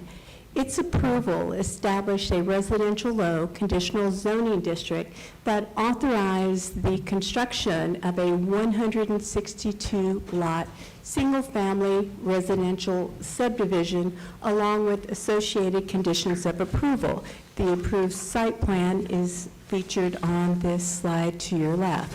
So the existing zoning on that property today is this conditional zoning designation of RL, along with the site plan that would allow the development of a 162-lot single-family residential community. So the property owner filed a new zoning map petition in June of 2023. Now, this petition did not propose to modify the existing zoning classification of residential low conditional district. What the petition did was propose to replace the existing approved site plan, reducing the lot count from 162 to 60 lots, therefore development of a 60-lot single-family residential community. It is proposed to establish lot sizes ranging from a minimum of a half an acre to over 1 acre in size. The average lot size over the proposed 60 lots is 3/4 of an acre. The proposed density of this project is less than 1/3 of a unit per acre. There's proposed open space, a combination of private use as well as a public open space dedication, as well as transportation improvements along Lower Rocky River Road and other conditions of approval. So the aerial photograph on your right shows the subject site. Again, it's 2 parcels, 190 acres. It is undeveloped, partially disturbed. It has some beautiful wooded area on the site. Reedy Creek flows along the northern property line, and the topography varies on the site. The proposed development is designed with one primary main entrance on Lower Rocky River Road, as you can see with the star on the site plan. There are 3 other proposed future connections, one to the south, one to the west, and even one within the site that would provide the opportunity for a roadway connection to Burrowwood if needed in the future. There's a secondary access, an emergency access planned. It's where the yellow arrow is located in the northeast area of the site. This secondary access actually is within an existing platted right-of-way. There's an existing gravel driveway that follows that pathway. It provides access to the Dorton property. This is conditioned to be improved along with this development. We have the ability to evaluate the approved transportation impact study for the prior projects. This gave us some really good insight. We reviewed it with the applicant, NCDOT, and staff, and have conditioned the project to have various improvements along Lower Rocky River Road down to Pioneer Mill Road. These improvements have been agreed to by the applicant. The proposed project consists of 109 acres of open space. That's over 57% of the site. Within this 57% includes a offer to dedicate 88 acres to the town for open space. If you look on the site plan on the left, it's the area, of course, with the star surrounded with the dark blue line. The aerial photograph is provided on your right. The town does have a future greenway planned along the northern property line that would ultimately connect to Bloom Estates. This proposal of dedication did go to the Park and Recreation Advisory Board. They are transmitting a recommendation to accept this public dedication as long as it's conditioned that there's no obligation to develop the site. With all zoning map amendments, we refer to the town's future land use plan. The site sits within the very low density area of the town that is envisioned to be 1 to 2 dwelling units per acre. The proposed project is well under that maximum. It's also encouraged in this area to have conservation design subdivision. Again, this proposal does consist of a conservation design subdivision. This proposal was presented to the Planning and Zoning Board at their June meeting. After really healthy discussion, public comment, the Planning and Zoning Board did recommend some minor tweaks to the project. One had to do with the proposed roadway cross-section. They wanted a widened area for the street trees, as well as finessing on some of the conditions of approval. The board ultimately approved a recommendation to the town council to approve this map amendment as conditioned and make the required findings. I won't go over all of these conditions. They are defined in detail within your staff report and development agreement, but some of the recommended conditions, of course, are typical standard conditions limiting the development use and lot counts density, architectural requirements, ensure that the transportation improvements are called out, site design requirements, limit on rental of residential units within the community, and if approved, compliance with the approved site plan. The Planning and Zoning Board also made the required findings and recommend their adoption to the town council. The findings fall under the area of, is this a reasonable request and in the best interest of the public? Additionally, finding the proposed project consistent with 3 different goals of the HALUP, the Harrisburg Area Land Use Plan, as provided in your packet. So in summary, the zoning map amendment here tonight for your consideration does not propose to change the zoning classification. It's proposed to retain the residential low conditional zoning district. What it does propose is to replace the approved site plan on this property. It proposes to reduce the number of lots by 62%, changing from 162 residential lots to 60 lots. It also would result in a reduction in associated impacts. In the area of transportation, you reduce the lot count, it reduces the number of trips per lot as well. Stormwater, this is proposed not only as a conservation design, but a low-density development, as well as potential impacts to neighboring properties. It also proposes to increase the lot sizes. Again, the minimum lot size is a ½ acre to 1 acre in size, with the average lot size of 3/4 of an acre. This project provides 46% more open space than the previously or the existing approved plan on this site. Again, a total of 109 acres of open space, 88 acres of the 109 is proposed to be dedicated to the town, as well as this project proposes to maintain transportation improvements along Lower Rocky River Road. So with that, staff's recommendation is to approve zoning map amendment H 2023-03 for the McKinley subdivision as conditioned. Also to town council make the required findings as presented and approve the associated development agreement.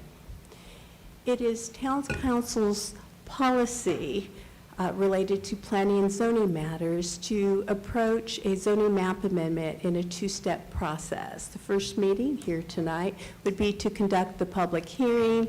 The case would be continued to a second meeting to render a decision. The council, of course, has the option within its policy to follow the one-step process with the public hearing and decision here this evening. So with that, we're providing two suggested motions depending on the approach the council would like to take. You can continue this item to the September 9th Town Council meeting, or you can motion to approve the McKinley zoning map amendment and development agreement as presented and make the required findings as presented as well. So that concludes my presentation. I'll be glad to answer any questions you may have. Thank you, Shelley. Council, are there any questions for Shelley before we open it up for a public hearing?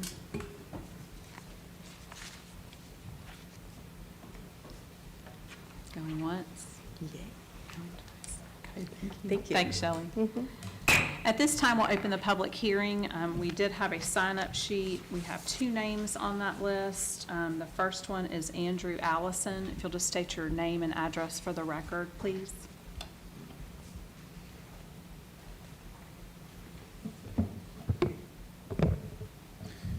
Good evening, Mayor and Council. My name is Andrew Allison. I'm at 610 East Moorhead Street.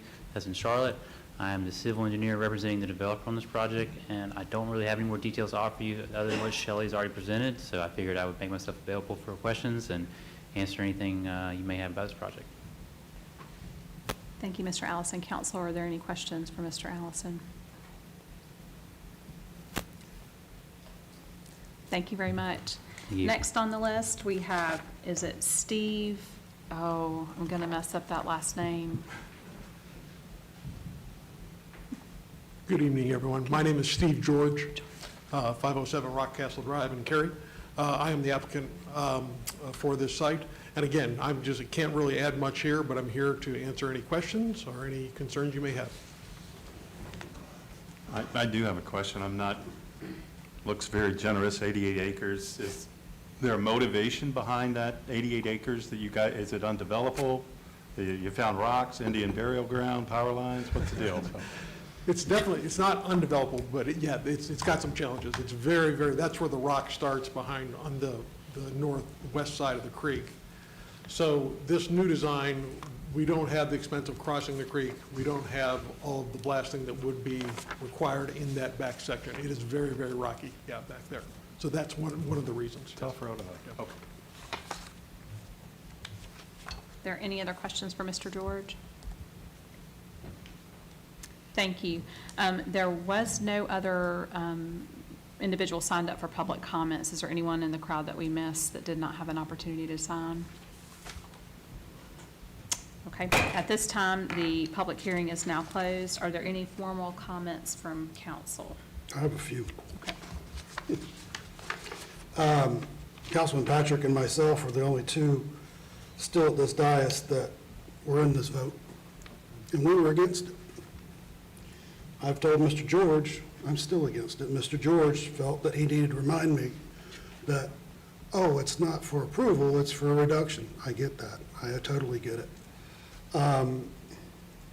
What I will tell you is I've seen this property all the way back to Mark Eisenbeis back 2016, 2017. This is the third time this property's come through. This is the first time this property had any kind of zoning on it that it ever got this far. My initial conversations with that, as you could see, there were 4 that are no longer here that spoke and were listened to, and there were 3 that are here, or there's 2 that are here that they didn't care to entertain. Don't be confused by the idea of we're donating land, because I don't believe in chasing good money with bad money. And I say that with regards to if you're going to donate land, it's going to come with a cost regardless. We worked that budget 10 ways to Sunday. We never got to a firm 100% number. Some felt we should take this amount for parks. Some felt we should take this amount. We got to the 4 million. But at the same time, I don't want to commit future councils to going in and trying to figure out, oh, the park could be this. In 2017, when Daniel Steins walked it, he was out there and said, you know, the best thing we could do is turn it into a mountain bike course. Hallelujah, we got a mountain bike course not even near Harrisburg. When you drive out there, the first thing you look at, you go, how is this Harrisburg? This is more Midland than it is Harrisburg. I was far against it about its location more than anything else. I would rather see us develop internal than external. But if we go back to the land piece, I'll remind you, this property has been available all this time. So if it was such a good deal, why didn't we purchase it? Why didn't we try to occupy that space? If you're going to go in and you're going to turn it into a mountain bike, oh, it's going to be passive. Okay, great. Well, we've had other pieces of land dedicated to us. And I can think of one, a stone's throw from here, that we have put money into it, and guess what? We're going to go back through and we're going to redo it. We're going to put more money into it. And how much of that park is being used today on a regular basis when you sit at the corner of 49 and Stallings Road, sit in traffic, how many people do you see in that park on a regular basis? 5, maybe 6 at best. It's getting some use. It has a memorial effect, which I appreciate all those that serve. I don't diminish that. But is it an active park that we're seeing a lot of use out of? Or have we thrown a lot of money at it over the years and continue to throw money at it? I don't, again, want to chase good money with bad money and force another council to sit there and go, oh, we need to blast it. You heard Mr. George tonight. He said it's tough for us to develop there. I'm sorry, that's what they asked for. I'm going to leave it where it is. Let them develop the 100 and whatever. And you can sit here and tell me that, oh, well, if we don't get it this way, then they're going to have to bring in a different developer, or they're going to have to do it this way, and somebody's going to, I challenge them at this point. I don't go with threats. I don't go with it could be this or it could be that. I didn't support it then. I won't support it now. And I'm asking you as a council, don't fall for the, Microsoft has a perfect example of how to do business. They give you stuff for free. And when they come in, be careful when they give it to you for free, because they're going to sell you everything on the back end. This gentleman's not going to sell us anything on the back end. He's not going to ask money for us, but we're going to have to put up that money to do anything in that space. So I do have a question. I just want to be clear. You can develop now as was previously approved. Yeah, all he's asking is to go down from 160 to 60 and make it larger So lots. practically, if I'm cleared for, it was 160 or whatever, could I build 80 now, just on my own volition, and just say I never built it, and then keep your 88 acres? I mean, I don't want it to be our burden. Rob, if we move forward with this, with the lower number of homes, then and this 88 acres is the town's property, do we have to do anything with this land? That would go through the budget process every year. Okay. So there'd always be a The question. proposal in this case is unencumbered, so it doesn't require the town to do anything with the property. The town can keep the property, the town can develop, not develop. It would be the town's council's choice after the fact. Can we sell it? Yes. Good luck. This is the third, well, actually, there was a gentleman that did buy a parcel of this because he lives in that area, and I think it was 5, 10, 15 acres or something like that, because it's kind of in a wetland space, and he wanted to keep it that way. And he did buy that later on, after this last pass. So if we made the zoning change to the less density, that carries over. If Mr. George and crew decide to sell it, it goes with it? It does. It does. Goes with it, but you're still dealing with the piece of free property that you're going to, somebody's going to walk in and say, well, we've got this piece of property, we need to do something with it, we need to develop it. So And I don't our think only guaranteed loss is the tax off of that land. And your concern is that we'll go in and start stringing lights or trying to develop it or something. Right, I mean, I don't think it's not a good investment from the perspective of, oh, we got free land. No, it's not free land. I mean, I know, Rob, you said you've driven it, and I get it. I understand your perspective of it. The thing was initially when it was looked at back in 18, 19, was that it was so rocky that really ultimately you can cut out some trees and maybe make a camping space, and you can put a mountain bike trail, but I just don't, I see a lot of effort going in for a little bit of reward. If we want to get land and somebody wants to donate land, make it worthwhile. Help us, you know, the time back then was donate it, but clear it for us. And they're like, no, that's too expensive. That's avoiding the purpose of it here. So if we wanted to really do anything with it in any shape or form, we're going to have to blast that rock ourselves. And that was part of the complaints of the neighbors already in that area, that they sat in here for several meetings complaining and asking because they had wells nearby and they didn't want to dislocate their wells to blast that space. Would the town blast it? I doubt it, but who knows? I just don't want to put that as a carrot in front of a future council and say, here. I'm struggling, Ron, with the, because you and I were the ones voting against it, and I can see why. That doesn't look like something I would vote for. But 60 from 160, when we're stuck with the 160, would be something I would vote for. Ordinarily, I don't would. understand the. Ordinarily, I would. I mean, because even the developer wrote back and said, oh, you would be on board. This is what you wanted, bigger lots. There was more than that I wanted. It was, there was a lot of deficiencies, location was bad, yes. the neighbors didn't like it, and in the meeting, they said, that's nothing but rock up there, you're never gonna be able to develop that, and I remember that distinctly on this project. And there was a lot of improvements that need to be done around Burrowwood and those areas, and, you know, that was just discarded as, oh, it'll be fine. Right. Right? So. But we got stuck with a bad project that neither you nor I wanted. We got stuck with a few projects that night. Well, it's for a couple of years worth of bad projects, but we don't have to rehash that. Yeah, no, I agree.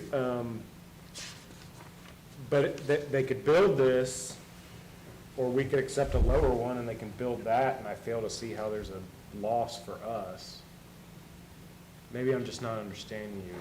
You don't want the land? I mean, just. No, leave it I fallow? don't even ever want it to be a temptation for any council to try to go up in there and pretend that it could be developed or that, because we're going to throw money after money after money, and that's the last project that you ever want to throw money at is, you know, when we think about, it's so hard today to get money, especially for parks.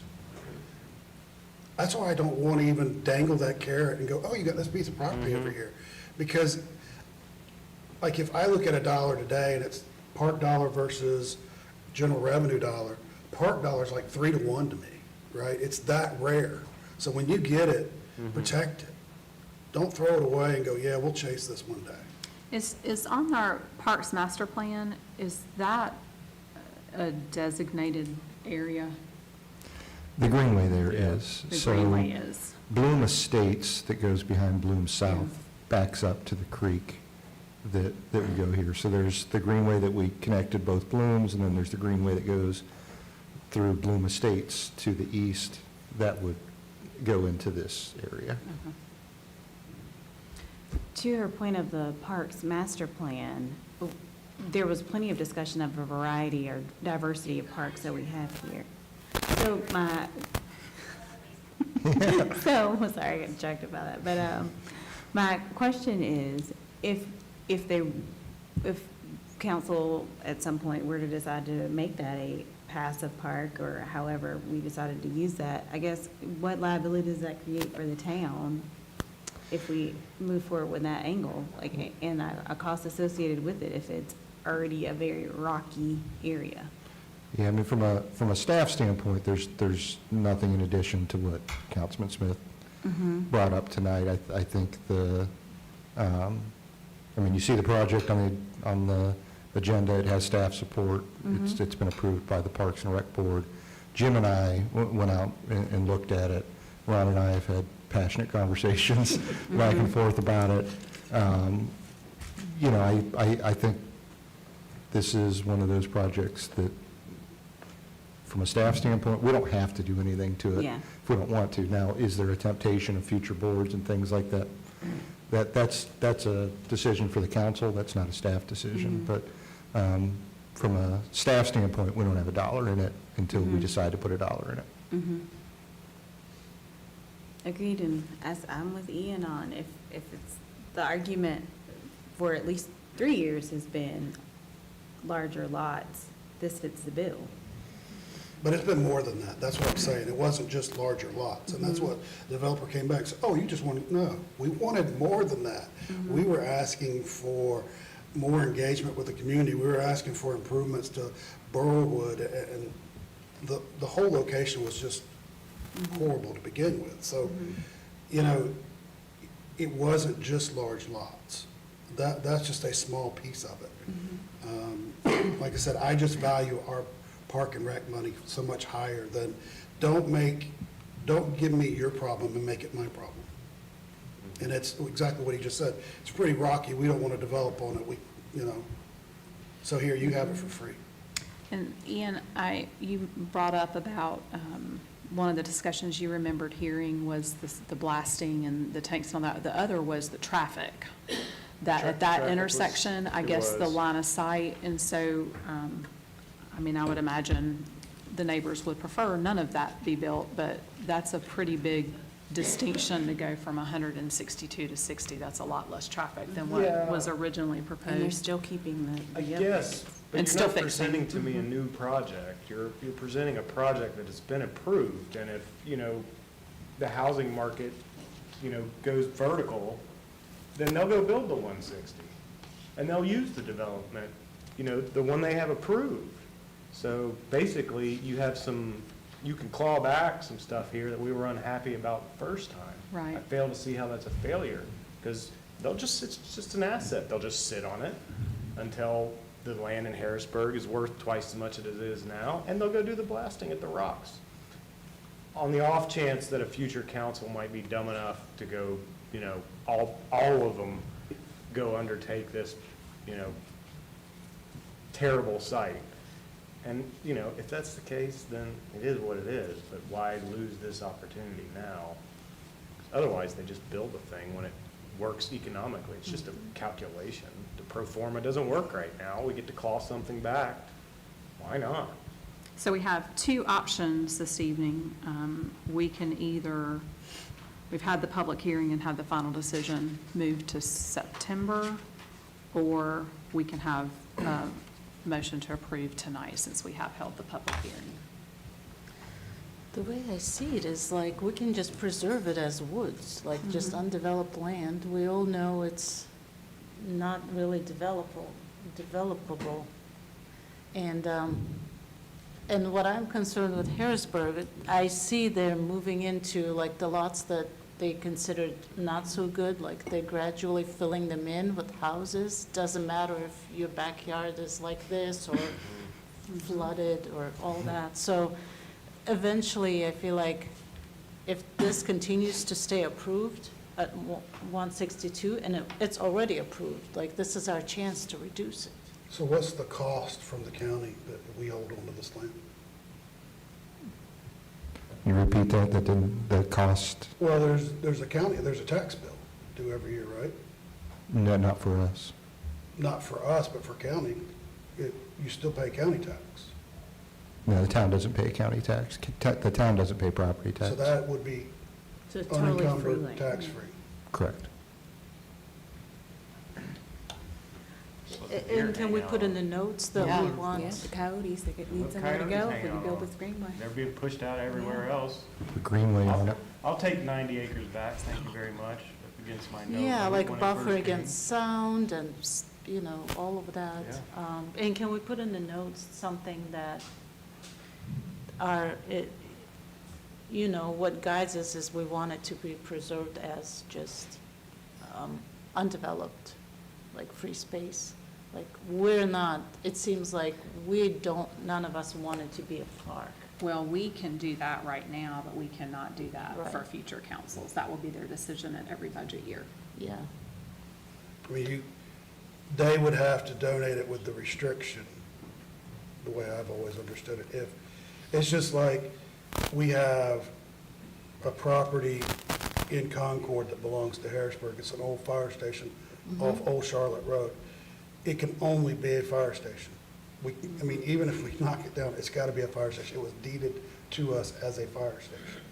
If we decided, Would we like that kind of restriction? if we decided a later date to put a deed restriction on it, that's something that we could do with Rich. Like, you could put something into a conservation district or something like that, but I'm not familiar with those as well as Rich is, so we'd talk to him at a later date. I mean, right now, we've asked for it to be unencumbered because there are so many different opportunities with it. We don't want to literally get encumbered with it, like you had mentioned. What if we don't want this property, or what if it's an economic development opportunity, or what if, we want a park somewhere else and this isn't in our plan, or what if it's just conservation? I think the applicant is tried to keep as many options open there for the what-ifs. Let the town decide. This is an open space donation. Do as it with you will. So we could determine that at a later date. I kind of want us to make a decision now, because what if, right now, we have the option to make a decision or not. If we push it to September, what if the applicant doesn't come back, and then it stays with 162 houses, and then? I mean, wouldn't you want to do it all in one transaction if you're talking conservation? I mean, if you're going to rezone it, add that condition to it all at the same time, so it's one transaction?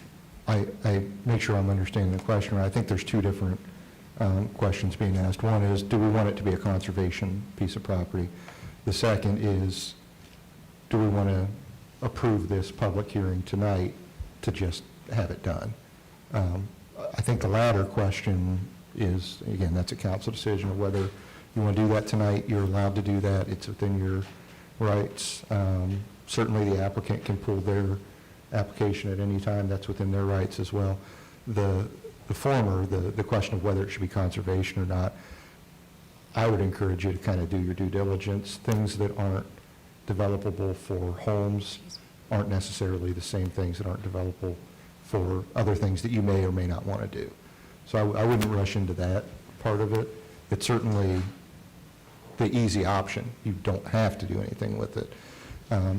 However, putting sanitary sewer in, you need to get 8 foot down, maybe the rock's at 4 feet. This might be very well have areas that are good for a field, but not good for homes or roads, storm drains, things like that. So we haven't done that level of geotechnical exploration out there because we don't plan on spending any money on it. If we did go into those hypotheticals of what do we want to do with it, could we do this, could we do that, that's when we'd get into more geotechnical. Can we lock that in, that we don't plan to spend any money on it? You can try, but other councils are going to have something to say about that. At our budget year. I mean, our budget year would dictate I that. want to lock it in. Well, I think the first thing you do is spend money on a survey to see if you can Right, spend money on right, it. so you spend money yeah, on it. right. So you're taking away the precious park dollar, and that's what I'm trying to avoid. I don't think there's a good way to answer it shortly. I don't think there's a good way to tell future elected officials they can't undo that. It's pretty tough, because even conservation districts and things are, if you have the 100% ownership looking to do something different with it, there's probably a way to undo it. But again, that's more Rich's field, not mine. I applaud the integrity. Because you're like, I hated it then, I hate it now. Well, I'm consistent, I won't flop. I mean, I will listen, and I will work with you, and I will do everything I can. On this one, I'm hell-bent, and I'm sorry that I am, but park dollars are park dollars, and I can't tell you how hard they are to come by, and how long I've sat and waited for years for us to come up with park money that we were going to, and now we got some free piece of land that's rocky and all get up. Don't take my park dollars away, please. That's Here's I'm what asking for. here's what I would advocate. I would advocate getting this done before you get any cold feet. And, He's not. yeah, well, I got it, but, He's taking an L on this job. Yeah. He knows it, so and we're getting the benefit. I think we go from not great to, good, okay. We reduced, we took care of the traffic problem, we got the bigger houses, we got that, got a piece of land. And what I would advocate is that later, if you want to come back and put one of those, hey, we own all this land, what are we doing about that? Can we, permanently establish this as a conservation duck pond or whatever it is, and it'll never be developed? That'll come up at our next budget. How many kids have Every you budget. talked Every to that budget. couldn't play this year because they couldn't get on a field? Oh, yeah. How many baseball kids have you talked to that couldn't play because they couldn't get on a field? How about the guy who paid for the sign scoreboard the first year and his kid couldn't play? Yeah, oh, yeah. Right. I don't want to squander park dollars, and I don't So want to throw. when you come to me and say, I got this free piece of land, and I'm like, but we just approved $4 million, and now you may tap into that $4 million today? You may not tap. You may wait some years. Well, the intent for this tonight would be, nothing is going to happen until we approve a budget next July. We can't do anything with it. No, I'm not even saying, I don't want to breathe near it.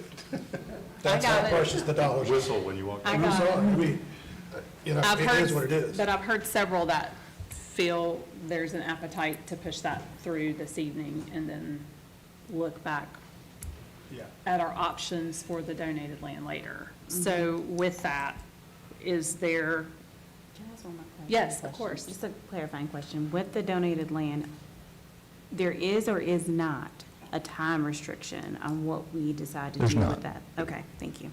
I do have one more question before we move.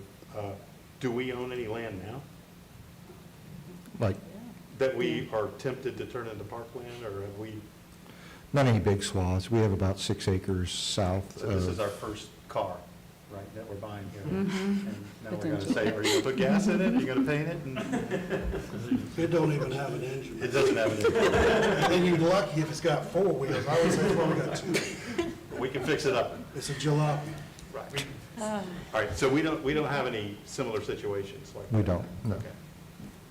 so with that, is there a motion for the one-step decision-making process tonight where we had the public hearing and we make a final decision to approve or not approve? Oh, do we have to actually go through a motion to say Yes. we're going to go So- through a one-step process? Yes, so I can read what the motion would be if we do that tonight versus postponing it until September. The motion would be to approve the McKinley subdivision zoning map for a 60-lot, single-family detached subdivision with conditions as presented by staff, subject to the terms of a development agreement between the town and developer, and to authorize the town attorney to make necessary editorial changes to finalize the development agreement and to authorize the town manager to sign the agreement. Is there a motion on the floor for that?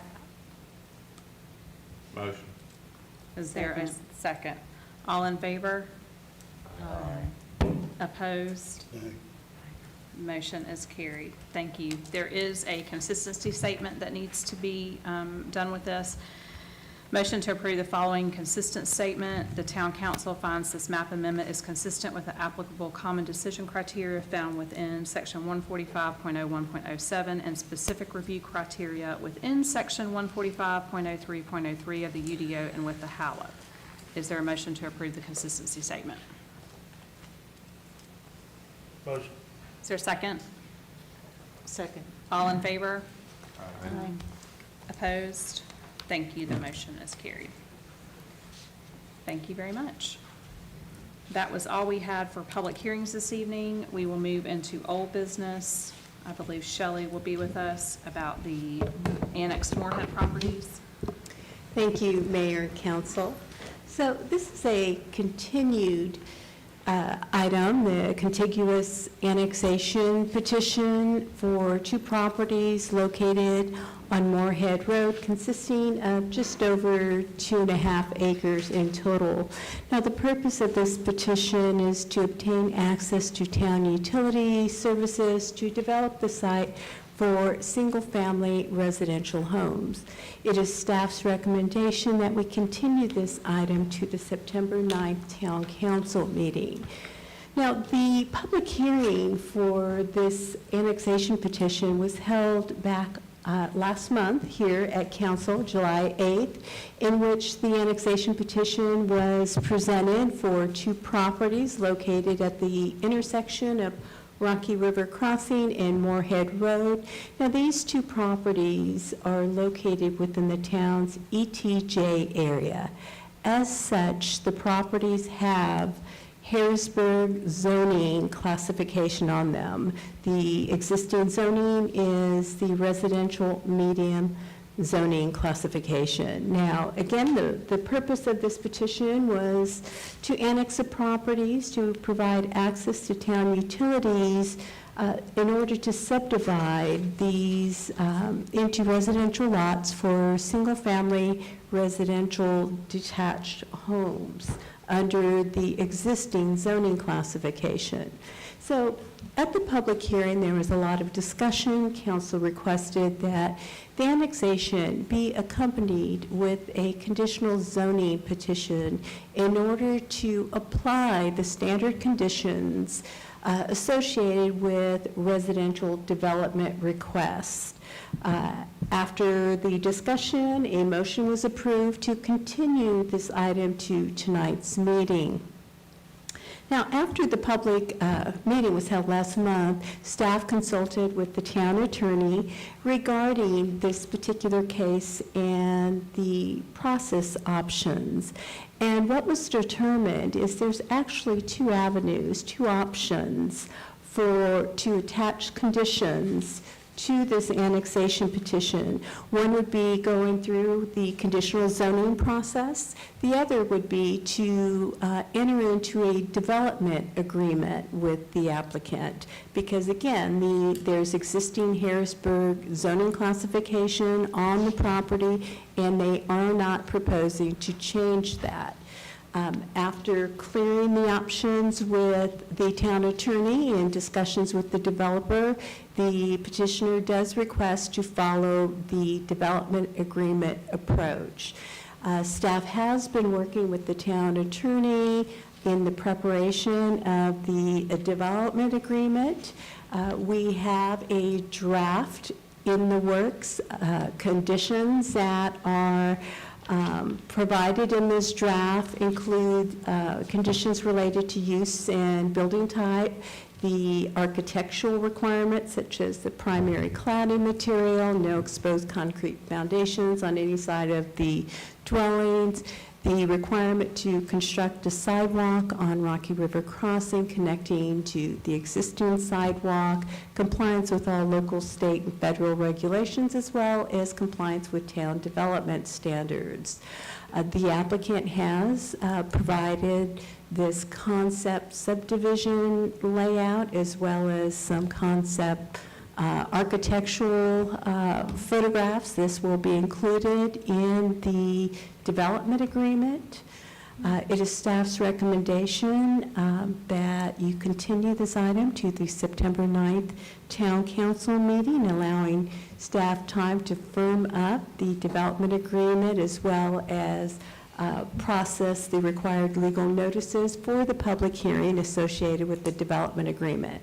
Therefore, a suggested motion is to continue H 2024-04 annexation petition to the September 9th Town Council meeting.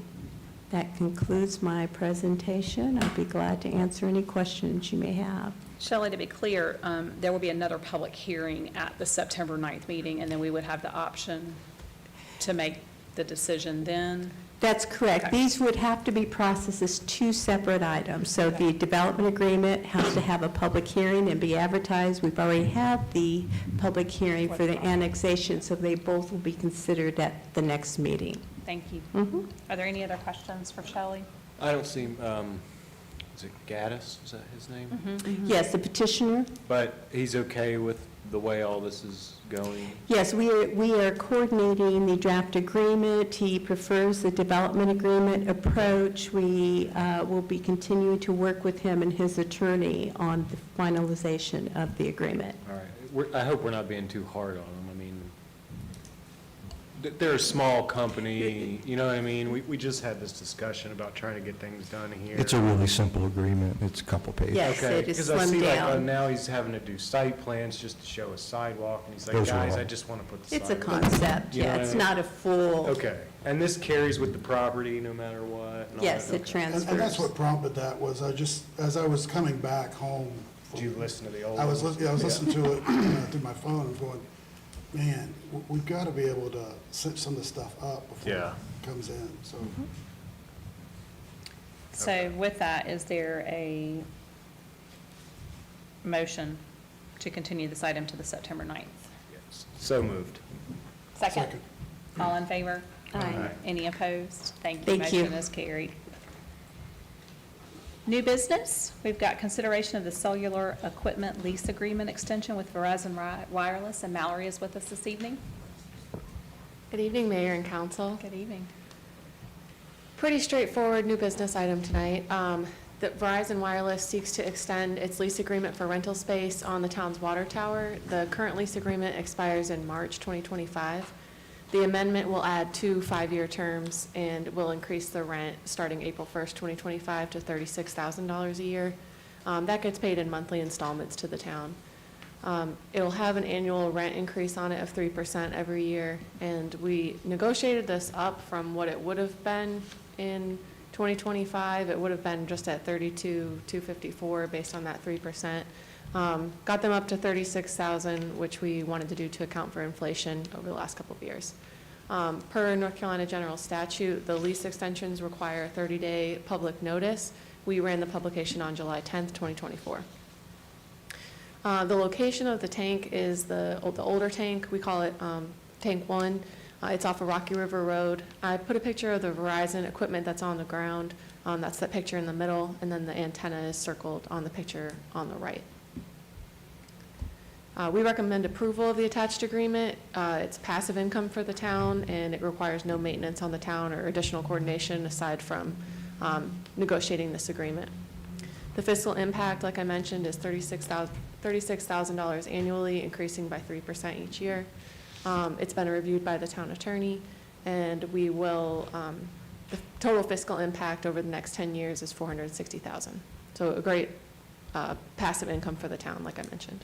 Are there any questions? Thanks, Mallory. Any questions for Mallory on the lease agreement? Do we have competitive pricing? What are they paying for other cellular towers in the area or comparables? So it's hard to say. Most of the time, I get calls from companies that want to buy our lease agreements. That's really common. I get those calls a lot. They want to pay the town like $50,000 upfront, but then they make the $460,000 over the 10 years. So us negotiating it brings in a lot of money. I haven't really looked to see what, because they're all so staggered, what those other lease agreements are bringing in, but they're all roughly $3,000 a month, depending on the tower. Okay, yeah, that's fine. Did you have any sense of what it would cost them to remove that from the tower? And if they had to take that little shed off the ground and do without service? And Yeah, I started at 36 and they tried to meet halfway. I'm like, no, it'll stay 36. So Yeah, we didn't you really. got 'em. You Yeah, got 'em. we didn't go back and forth on that. Okay. Verizon's a big company. I'm all for it. Hammer them all you want. I used to work for the big companies. I know it's Yeah. a lot. Are there any other questions for Mallory? Otherwise, is there a motion to approve the amendment to the lease agreement as presented? Motion stated. Is there a second? Second. All in favor? Thank Motion is you. carried. Thanks, Mallory. Our last item under new business is the presentation of the draft of Strategic Economic Development Plan by TPMA, and Lee is going to introduce that for us this evening. Yep, thank you, Mayor and Council. Just quick introduction here. So as everybody's aware, the last several months we've been working on our Strategic Economic Development Plan. TPMA, our consultant, has been working through this with us, and our goal here was to really create this roadmap for our economic development focus for the next several years. So tonight, TPMA will be here to deliver the draft of the document. As with the Parks Master Plan, you won't be voting on this document tonight. The draft document will be available for council and the public to view for the next 30 days, offer any feedback, and then we'll plan on bringing that back at the September meeting for final approval. With that, I'll turn it over to Brett Weiler. He's the Senior Director of Economic Development and Strategic Planning with TPMA. Thanks, Lee. Thank you, Mayor. Thank you, Council. Lee told me I should plan for about a 2-hour presentation, so I plan on taking those that time tonight. No, just kidding. Really appreciate the opportunity to speak to you tonight. I know you've all been eager. We've been eager to get down here and present the draft plan. I'm going to keep it pretty high level tonight. Hopefully you've had a chance to view the document. It is a pretty dense document. It's about 95 pages in draft form. But tonight I'm going to keep it pretty high level and then answer any questions that you may have. As Lee mentioned, my name is Brett Weiler. I'm the Vice President of Economic Development with TPMA. TPMA is a professional consultancy based out of Indianapolis, Indiana, celebrating our 35th anniversary this year. We like to say that we work at the intersection of economic development, workforce development, education, training, and community development. I think that's important because we try to take a holistic view of local economies. We recognize that there are a lot of integrated parts in any local economy, and so that's really kind of the ethos in which we approach our work. Myself, I've been in economic development for going on 20 years now. It's hard to believe. I've worked in the public sector, the nonprofit sector, and now the private sector. I've led economic development strategic plans all over the country. Notably and recently completed a plan in St. Augustine, Florida, working on a plan in Humboldt County, California, and I'm actually doing a small business ecosystem assessment for the city of Charlotte. So I'm going to be in the neighborhood a couple times the rest of this year working with the folks in Charlotte. So with that, I wanted to give you just a quick preview of what I'm going to cover tonight. Again, giving you a little bit of introduction of our firm and myself. I'm going to give you an overview of our process, our methodology, the scope of work that we were hired to complete on behalf of the town of Harrisburg. I'm going to give you a snapshot of some of the key findings, some of the key themes from our investigation. I'm going to define an economic development strategic plan at some point in this discussion, and then we're going to roll out what we call our top priority strategic recommendations, and then a complementary strategic framework for you to consider.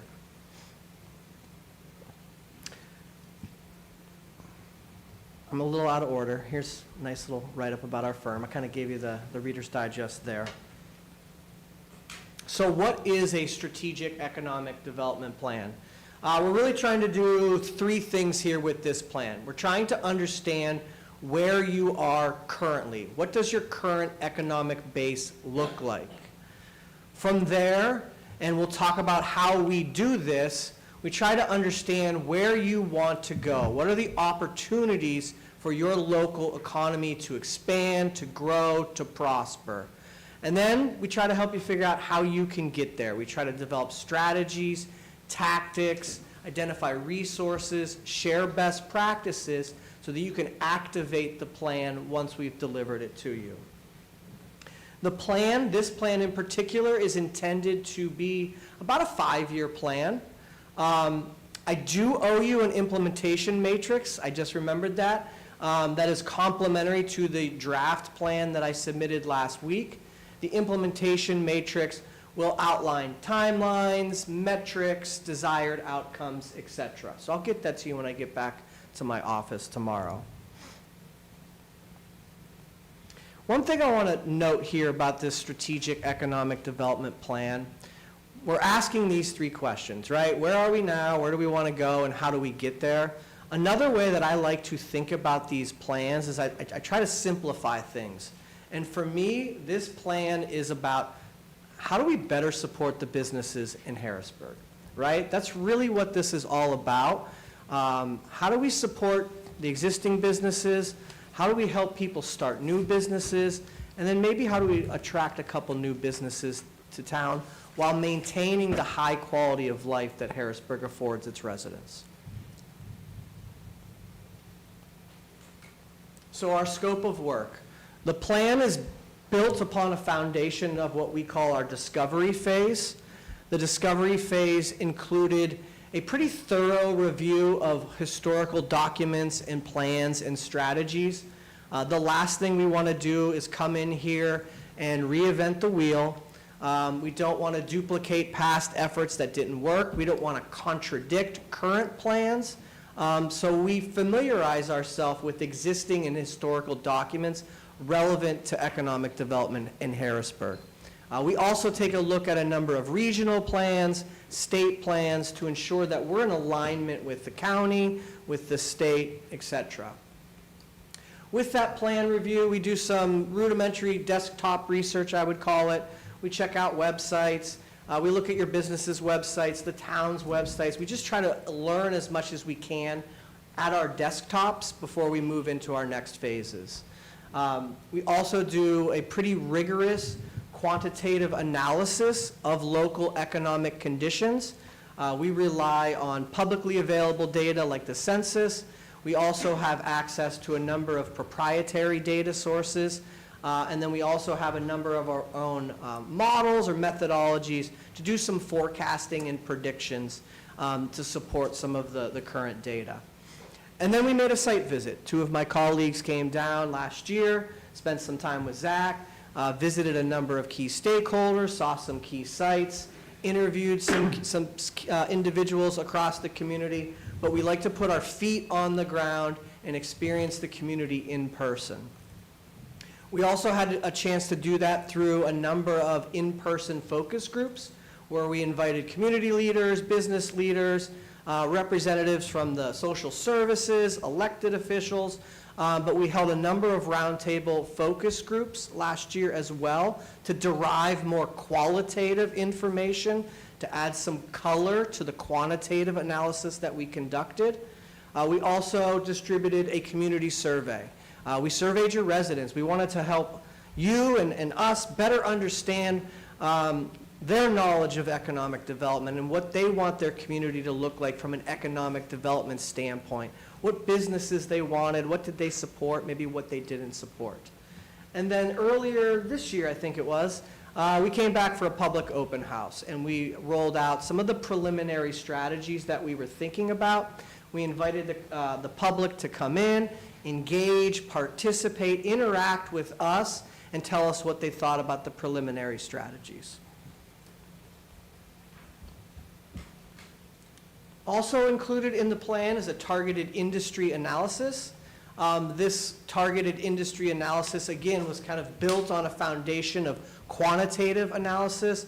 We looked at location quotants, competitiveness effects, your labor pool, workforce statistics, education statistics.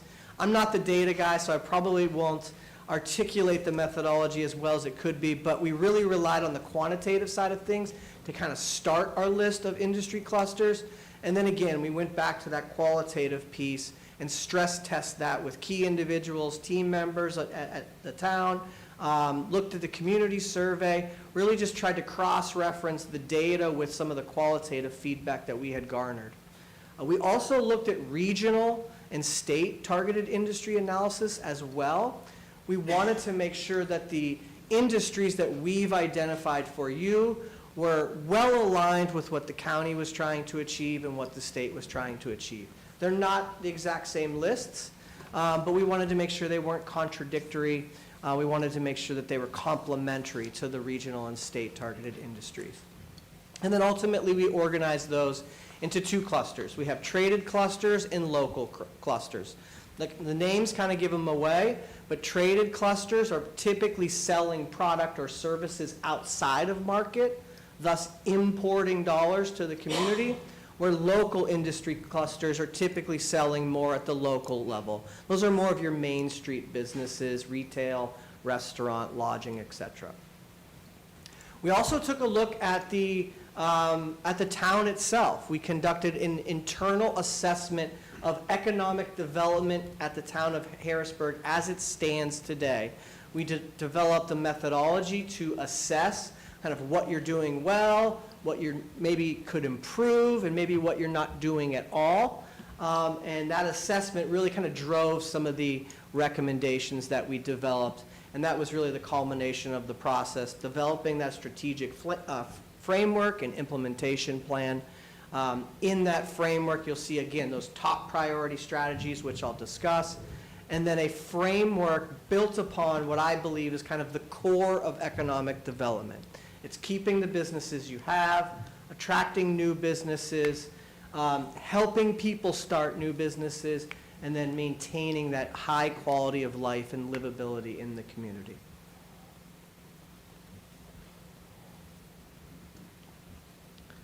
Okay, just again, I want to emphasize, these are high level, and I'm happy to, elaborate on any of these. But some high level key findings and themes. Probably no surprise to you and probably not breaking news. Harrisburg's population continues to grow. It continues to grow at a pretty healthy rate. I wouldn't say it's outrageous. I don't live here, but it appears by the numbers that it's growing at a pretty healthy rate and is projected to continue to grow into 2030, okay? Population growth really is the #1 metric for economic developers, right? I hate to be crass, but if you're not growing, you're dying. And to see that growth historically, to see that projected growth, to see it at a healthy clip is encouraging for us. I would say that you are on a similar pace to Cabarrus County as a whole and to the state of North Carolina as a whole in terms of your percentage growth projections. Second, Harrisburg is highly educated. 97% of residents in Harrisburg have a high school diploma, and 50% of people have at least a bachelor's degree, okay? That's higher than the county, that's higher than the state. I'm almost certain it's higher than national averages. So this is a really highly educated population, which again is a very important metric in economic development, because what are companies looking for? They're looking for talent, right? And it appears that you have an abundance of talent and skilled and highly educated folks living in the community. You've got great transportation access. Another important factor in economic development. Transportation infrastructure and assets and access. Site selectors are looking at that. Corporate decision makers are looking for that. Families are looking for that. Travelers, visitors, right? Like a very, it's a competitive advantage for a community. You have Charlotte's Airport, right? One of the largest hubs in all of the world. That is a huge asset for you when it comes to keeping businesses and attracting businesses. You also have 485, I-85. I don't need to give you guys a lesson on what roads and interstates you have here, but we assessed the community as having great transportation access. And then lastly, and arguably most importantly, we heard this from start to finish. People love living here. You've got a high quality of life. It's a very livable community. And again, to try to simplify economic development, businesses want to operate in communities in which they want to live, right? Business owners want to raise their family in good communities. They want their employees to have opportunities not only at work, but outside of work, right? They want safe communities. They want activities. They want vibrancy. They want vitality. And it appears, based on our discussions with a number of residents and stakeholders, this is a really great place to live.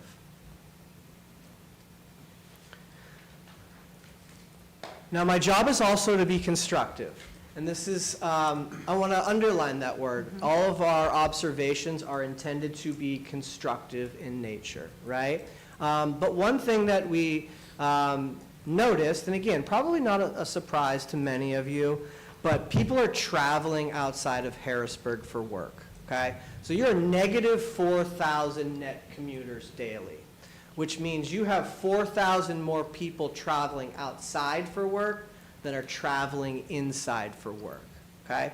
Now, we've heard repeatedly that there is some sentiment about Harrisburg as a great community to live, and that's kind of how we want to keep it.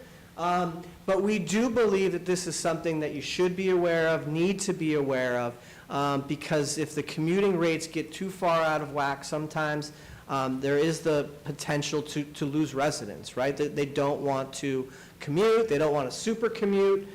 So having a number of viable employment opportunities in Harrisburg will just solidify that population growth that you've seen over the years. Okay, next, Harrisburg lacks meaningful relationships with economic development partners, okay?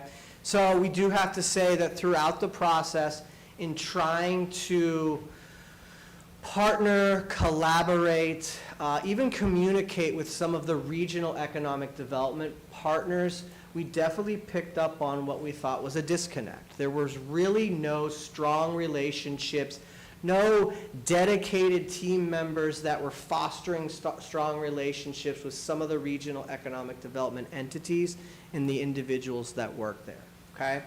We want Harrisburg to be its best version of itself.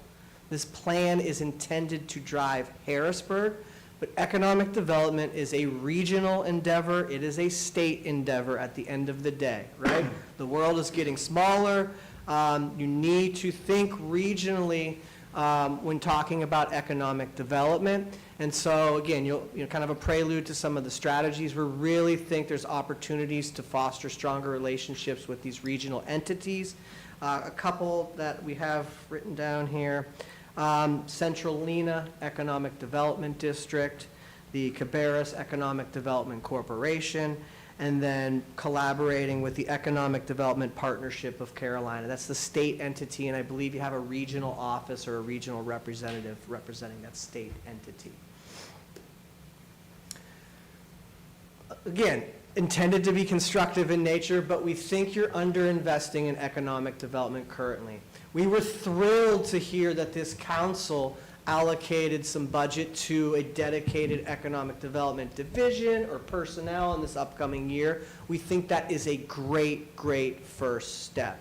Having at least one dedicated individual who can go out and build relationships with businesses and developers and real estate agents, maybe be that connection point to the regional entities, we think is a great positive step forward for the town of Harrisburg. But historically, we believe that you've underinvested specifically in economic development, okay? And then lastly, we got a sense that the business community was not necessarily aware of all of the resources available to them, okay? Whether it was resources that the city could offer, or assistance or support that the town could offer, or even some of the regional assets available to them, whether that's a revolving loan fund from one of the regional entities, or some of the entrepreneurial support available in Charlotte, right? There just didn't seem to be a connection between the business community and some of the economic development service providers across the region.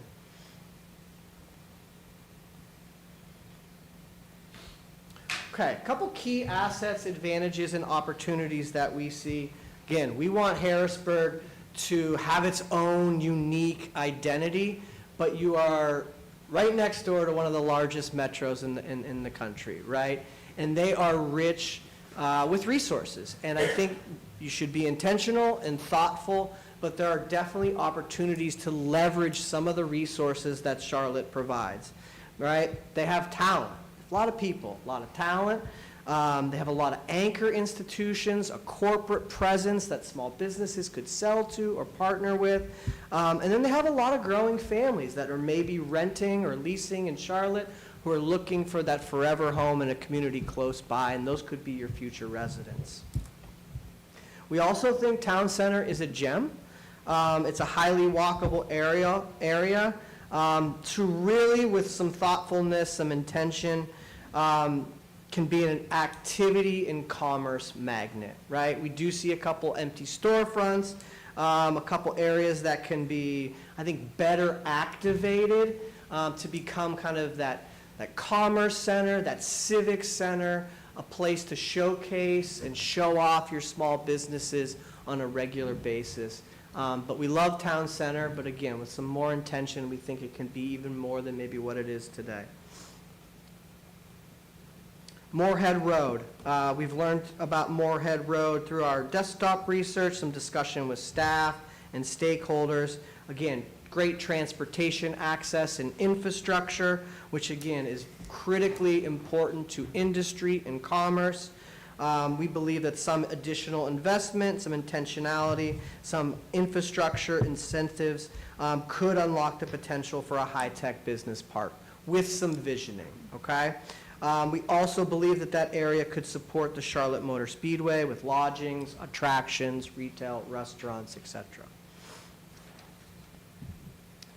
And then last, we've identified Highway 49, which was commonly referred to as one of the gateways to Harrisburg.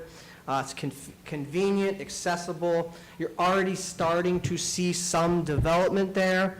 We believe that with some potential traffic calming measures, you could create more stickiness, more people sticking around, frequenting stores, restaurants, retail establishments, et cetera. And then again, we noticed there are some empty storefronts, undeveloped lots.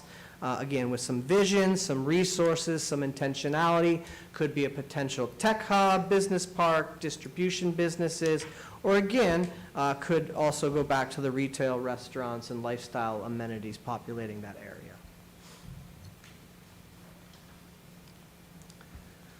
Okay, so some of our top priority strategic recommendations. And again, I'm encouraged to hear that you're already moving forward on some of these. These strategies and tactics that I'm presenting tonight, again, are very general. They're very concise and succinct. You'll find in the draft itself, they're much more detailed and hopefully a nuanced explanation of kind of why these strategies and how these tactics may contribute to your economic growth. But strategy one, top priority, invest in economic development. As we understand, the town is in a pretty healthy fiscal position right now. Now is the time to invest in economic development with some intentionality. We're thrilled to hear that you've begun to do that, right? And then again, focus on coordination and collaboration, okay? It's a regional game, it's a state game, it's a globally competitive game. And I think the more partners, strategic partners that you can have working with you and for you, the more you'll benefit from the activity. So, sustainable budget for an economic development department. We believe that should be led by an economic development director. And then we would like to see more intentional involvement at those regional entities, ensuring that that new director is, has appropriate and relevant involvement with these economic development entities, ideally in a board position. Okay, and again, I went over this a little bit earlier, but we've kind of isolated what we believe are the top 2 strategic priorities, and then we roll out into a more kind of framework approach around the core functionalities of economic development. And so our first one here is business retention and expansion. A lot of words on this screen. I tried to highlight what I thought was the main point here. But for every strategic focus area, we tried to identify what the current challenge was, our rationale for developing the strategy, and then a complementary goal for that strategic focus area. So there's currently no formal economic development department within the town of Harrisburg, no formal business retention and expansion outreach program. So those of you who may not be as familiar with economic development, business retention and expansion outreach, or business outreach, is like the blocking and tackling of economic development, right? It's having a person who's dedicated to going out and talking to your businesses, building that trust, understanding what their challenges are, understanding what their opportunities are, and then playing the role as project manager and bringing resources to bear for them. Whether those are public resources, whether those are making a connection to another private business who may help them. But it's really about going out in the business community, building relationships and solving problems, okay? Kind of the secondary benefit there is to get a bunch of great information. You'll start to learn themes and trends and see that maybe your businesses are all challenged by the same thing, right? Or maybe they have a similar opportunity that could influence policy, resources, legislation. But that secondary goal is to really get that information from the businesses so that you all can do better by them as you move forward. So again, rationale, many businesses in the town are not aware of the economic development resources for them. The goal's pretty simple here. We'd love to see you institute kind of a formal outreach program. Okay, again, very kind of slimmed down strategies and tactics here. But yeah, invest resources to support a BRE program. You've already begun to do that.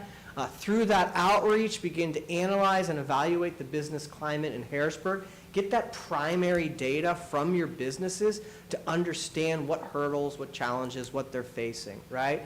And then economic resiliency best practices, right? It's a different world after COVID.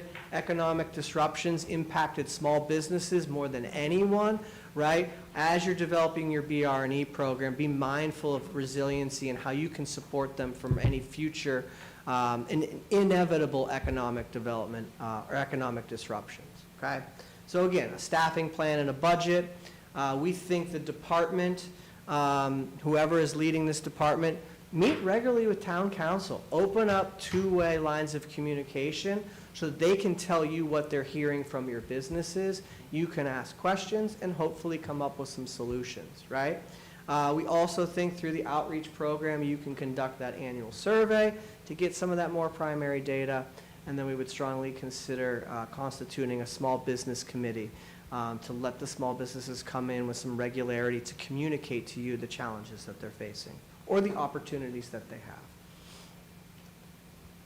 Focus area 2, economic development, marketing, and traction. Again, great place to live, likely a great place to do business, strategically located, but national and international site selectors, corporate decision makers, they're not aware of any opportunities in Harrisburg. So you need to start to begin telling your story externally. You likely need to do that in partnership with some of your regional partners. Again, no marketing, no business attraction strategy. And then the goal, activate a clear vision and story to those looking to make investments or site selection decisions. Okay, again, very generalized, but you need resources. You've begun to do that. I think strategy 2 here is very pertinent. I've heard a little bit of talk about some of this stuff tonight in the back there, but you need suitable facilities, you need development-ready land to attract investment, right? And so, you know, we talked a little bit about, or I talked a little bit about a couple areas that we thought with some vision, with some resources, with some partnerships could be that inventory for you in the future. But a couple small things that we think you can do to kind of get started here. Review and revise any professional service agreements you have with your strategic partners. The Cabarrus County Economic Development Corporation, they should be talking about Harrisburg, right? Make sure they are. If they're bringing prospects in, make sure that you're in that conversation, right? So I would take a chance to look at those PSAs, make sure your investment in those regional entities, that you're getting some return on that investment. Okay? Another simple thing, again, in partnership with the regional partners, host annual site familiarization tours. Bring people to Harrisburg, show them what you have, show them the land, show them the buildings, show them the community.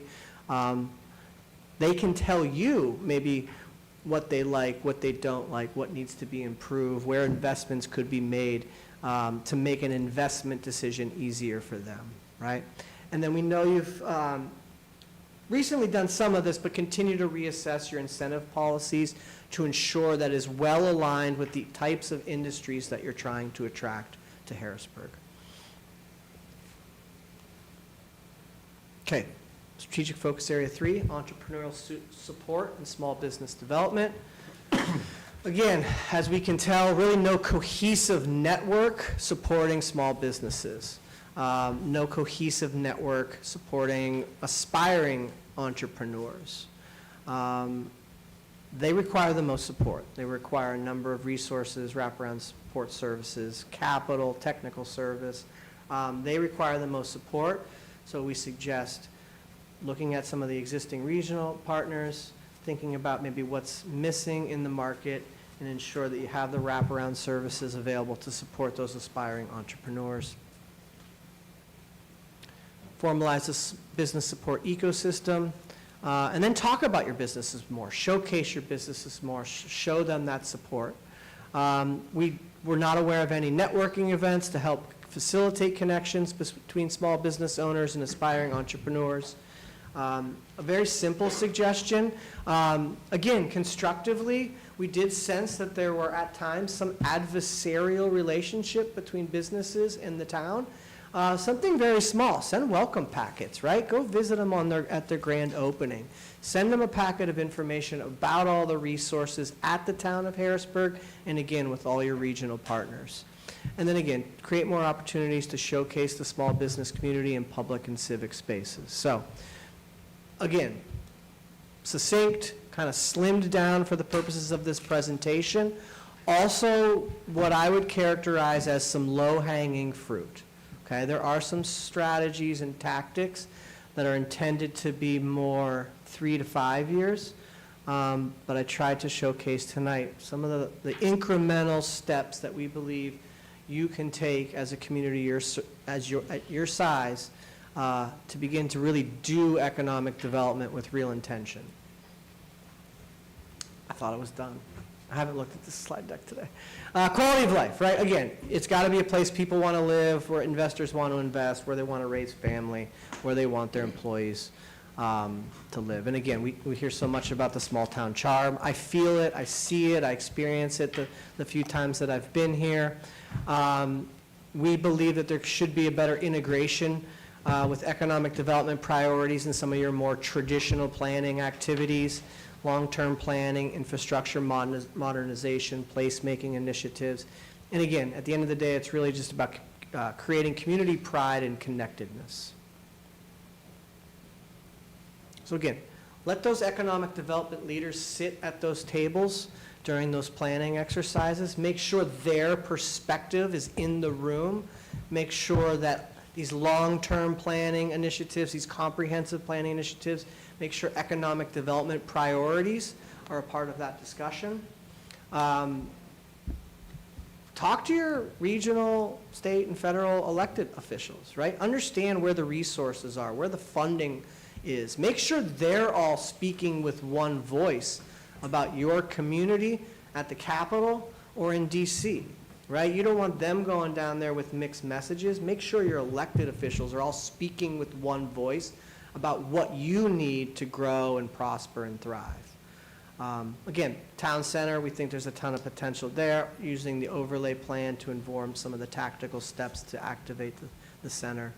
And then again, we want to see more street fairs, public art, artisan fairs, small business expos, pitch competitions.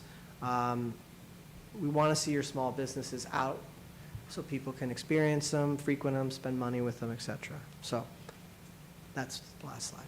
So happy to answer any questions that you may have. So does your work include consulting with our staff when we go to hire that individual for economic development? I mean, because and the reason I ask that is that we've had an economic development director in the past, but if you don't know what you don't know, you don't know, right? Yep. Yeah, it was, I mean, when I came in, the failure was they expected the economic director to go out and do all this stuff, and I said, well, what did you task them with? Well, we didn't. They're an economic director. So they were aimless in their efforts, and one is, if you're not used to interviewing someone like that, do you know what to look for? That's why I'm curious if we have any kind of consulting in that space, or what is that? Yeah, so a couple things. We're hopeful that this plan will be a roadmap for whoever you hire, so that's first and foremost. Second, we look at this as a partnership.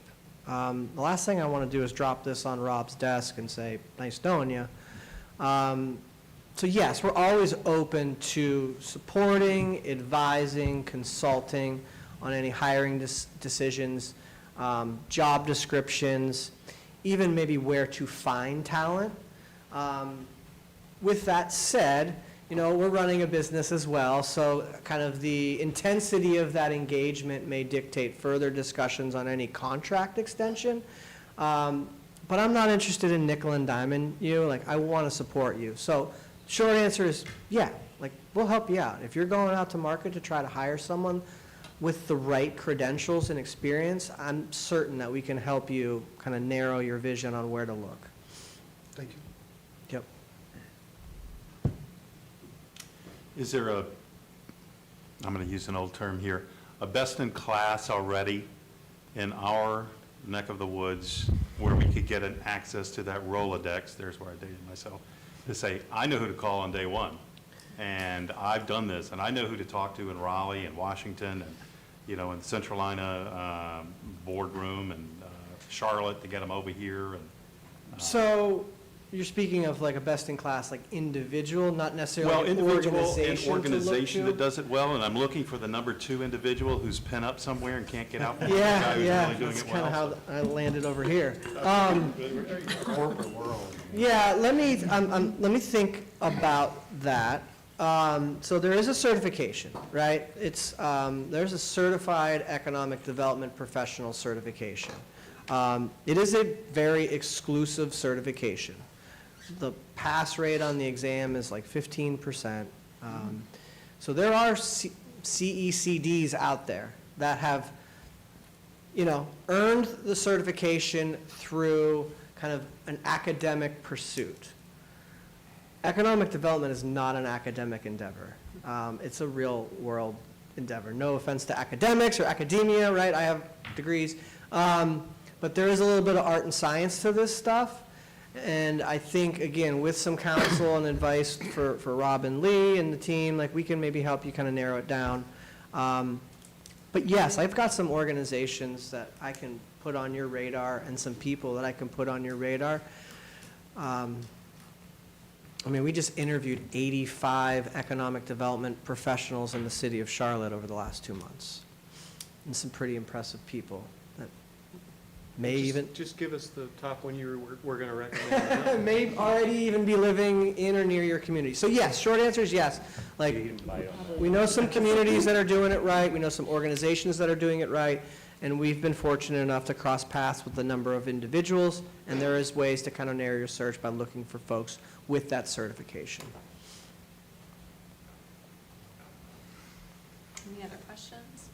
Just a quick one. Yeah. And this is probably a really loaded question. But throughout the report, I noticed a lot of it was, there seems to be a divided vision among the residents about what the town is and wants to be. I do agree with your assessment. It's better to be growing than not growing, right?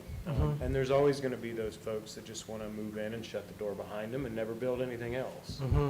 Setting that aside for a minute, there was also a theme running through where the respondents were like, we like the small town feel, things we've always said, right? How do you navigate those two items so they're not in conflict? Because I'm sure you could entice Target to throw up a store here, but nobody wants that. Right. But like, how do you be friendly to businesses, but also make sure that you're attracting the businesses that keep your culture? Yeah, so I think it's a very astute observation, because we definitely felt that and experienced that. It's not super uncommon for a community of your size, of your location. I don't know if I have a great answer. I will say a couple things. Transparency, right? Lead with transparency, lead with open communication, over-communicate about your aspirations and vision for the future economy of Harrisburg.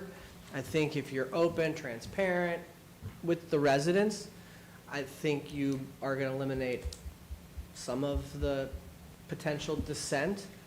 And then everybody loves a local small business. So I think where you can thrive in the short term is really to try to cultivate that small business community, right? Help that employer who's got 5 employees turn into an employer with 10 employees, right? I'm a sports fan. We always used to say, like, you're going to win some ball games hitting singles and doubles, I think where Harrisburg is today is like, go out and hit some singles and doubles. I think you'll start to see some things change and grow.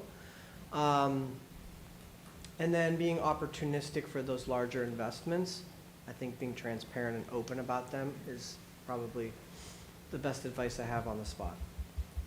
Thank you. Any additional questions? Can I bribe Zach next time to be put first on the agenda? Thank you very much for presenting with us this evening. Yeah, thank you. Thank you. All right, moving right along, we've got action items. I had two written down. One was the cost of the July 4th event, I believe Ron had asked about. And the second was the development process evaluation, which I think kind of ties into a bunch of different things, but those are the two that I had written down. And I had one additional, which was the sales tax impact after all the reevaluations and everything else, so getting a report back on that. Perfect. Wonderful. With that, we do have a need for closed session this evening for some real estate, legal, and personnel matters. So at this time, I would move to move into closed session. Is there a motion to do so? So moved. Is there a second? Second. All in favor? Any opposed? Motion is carried.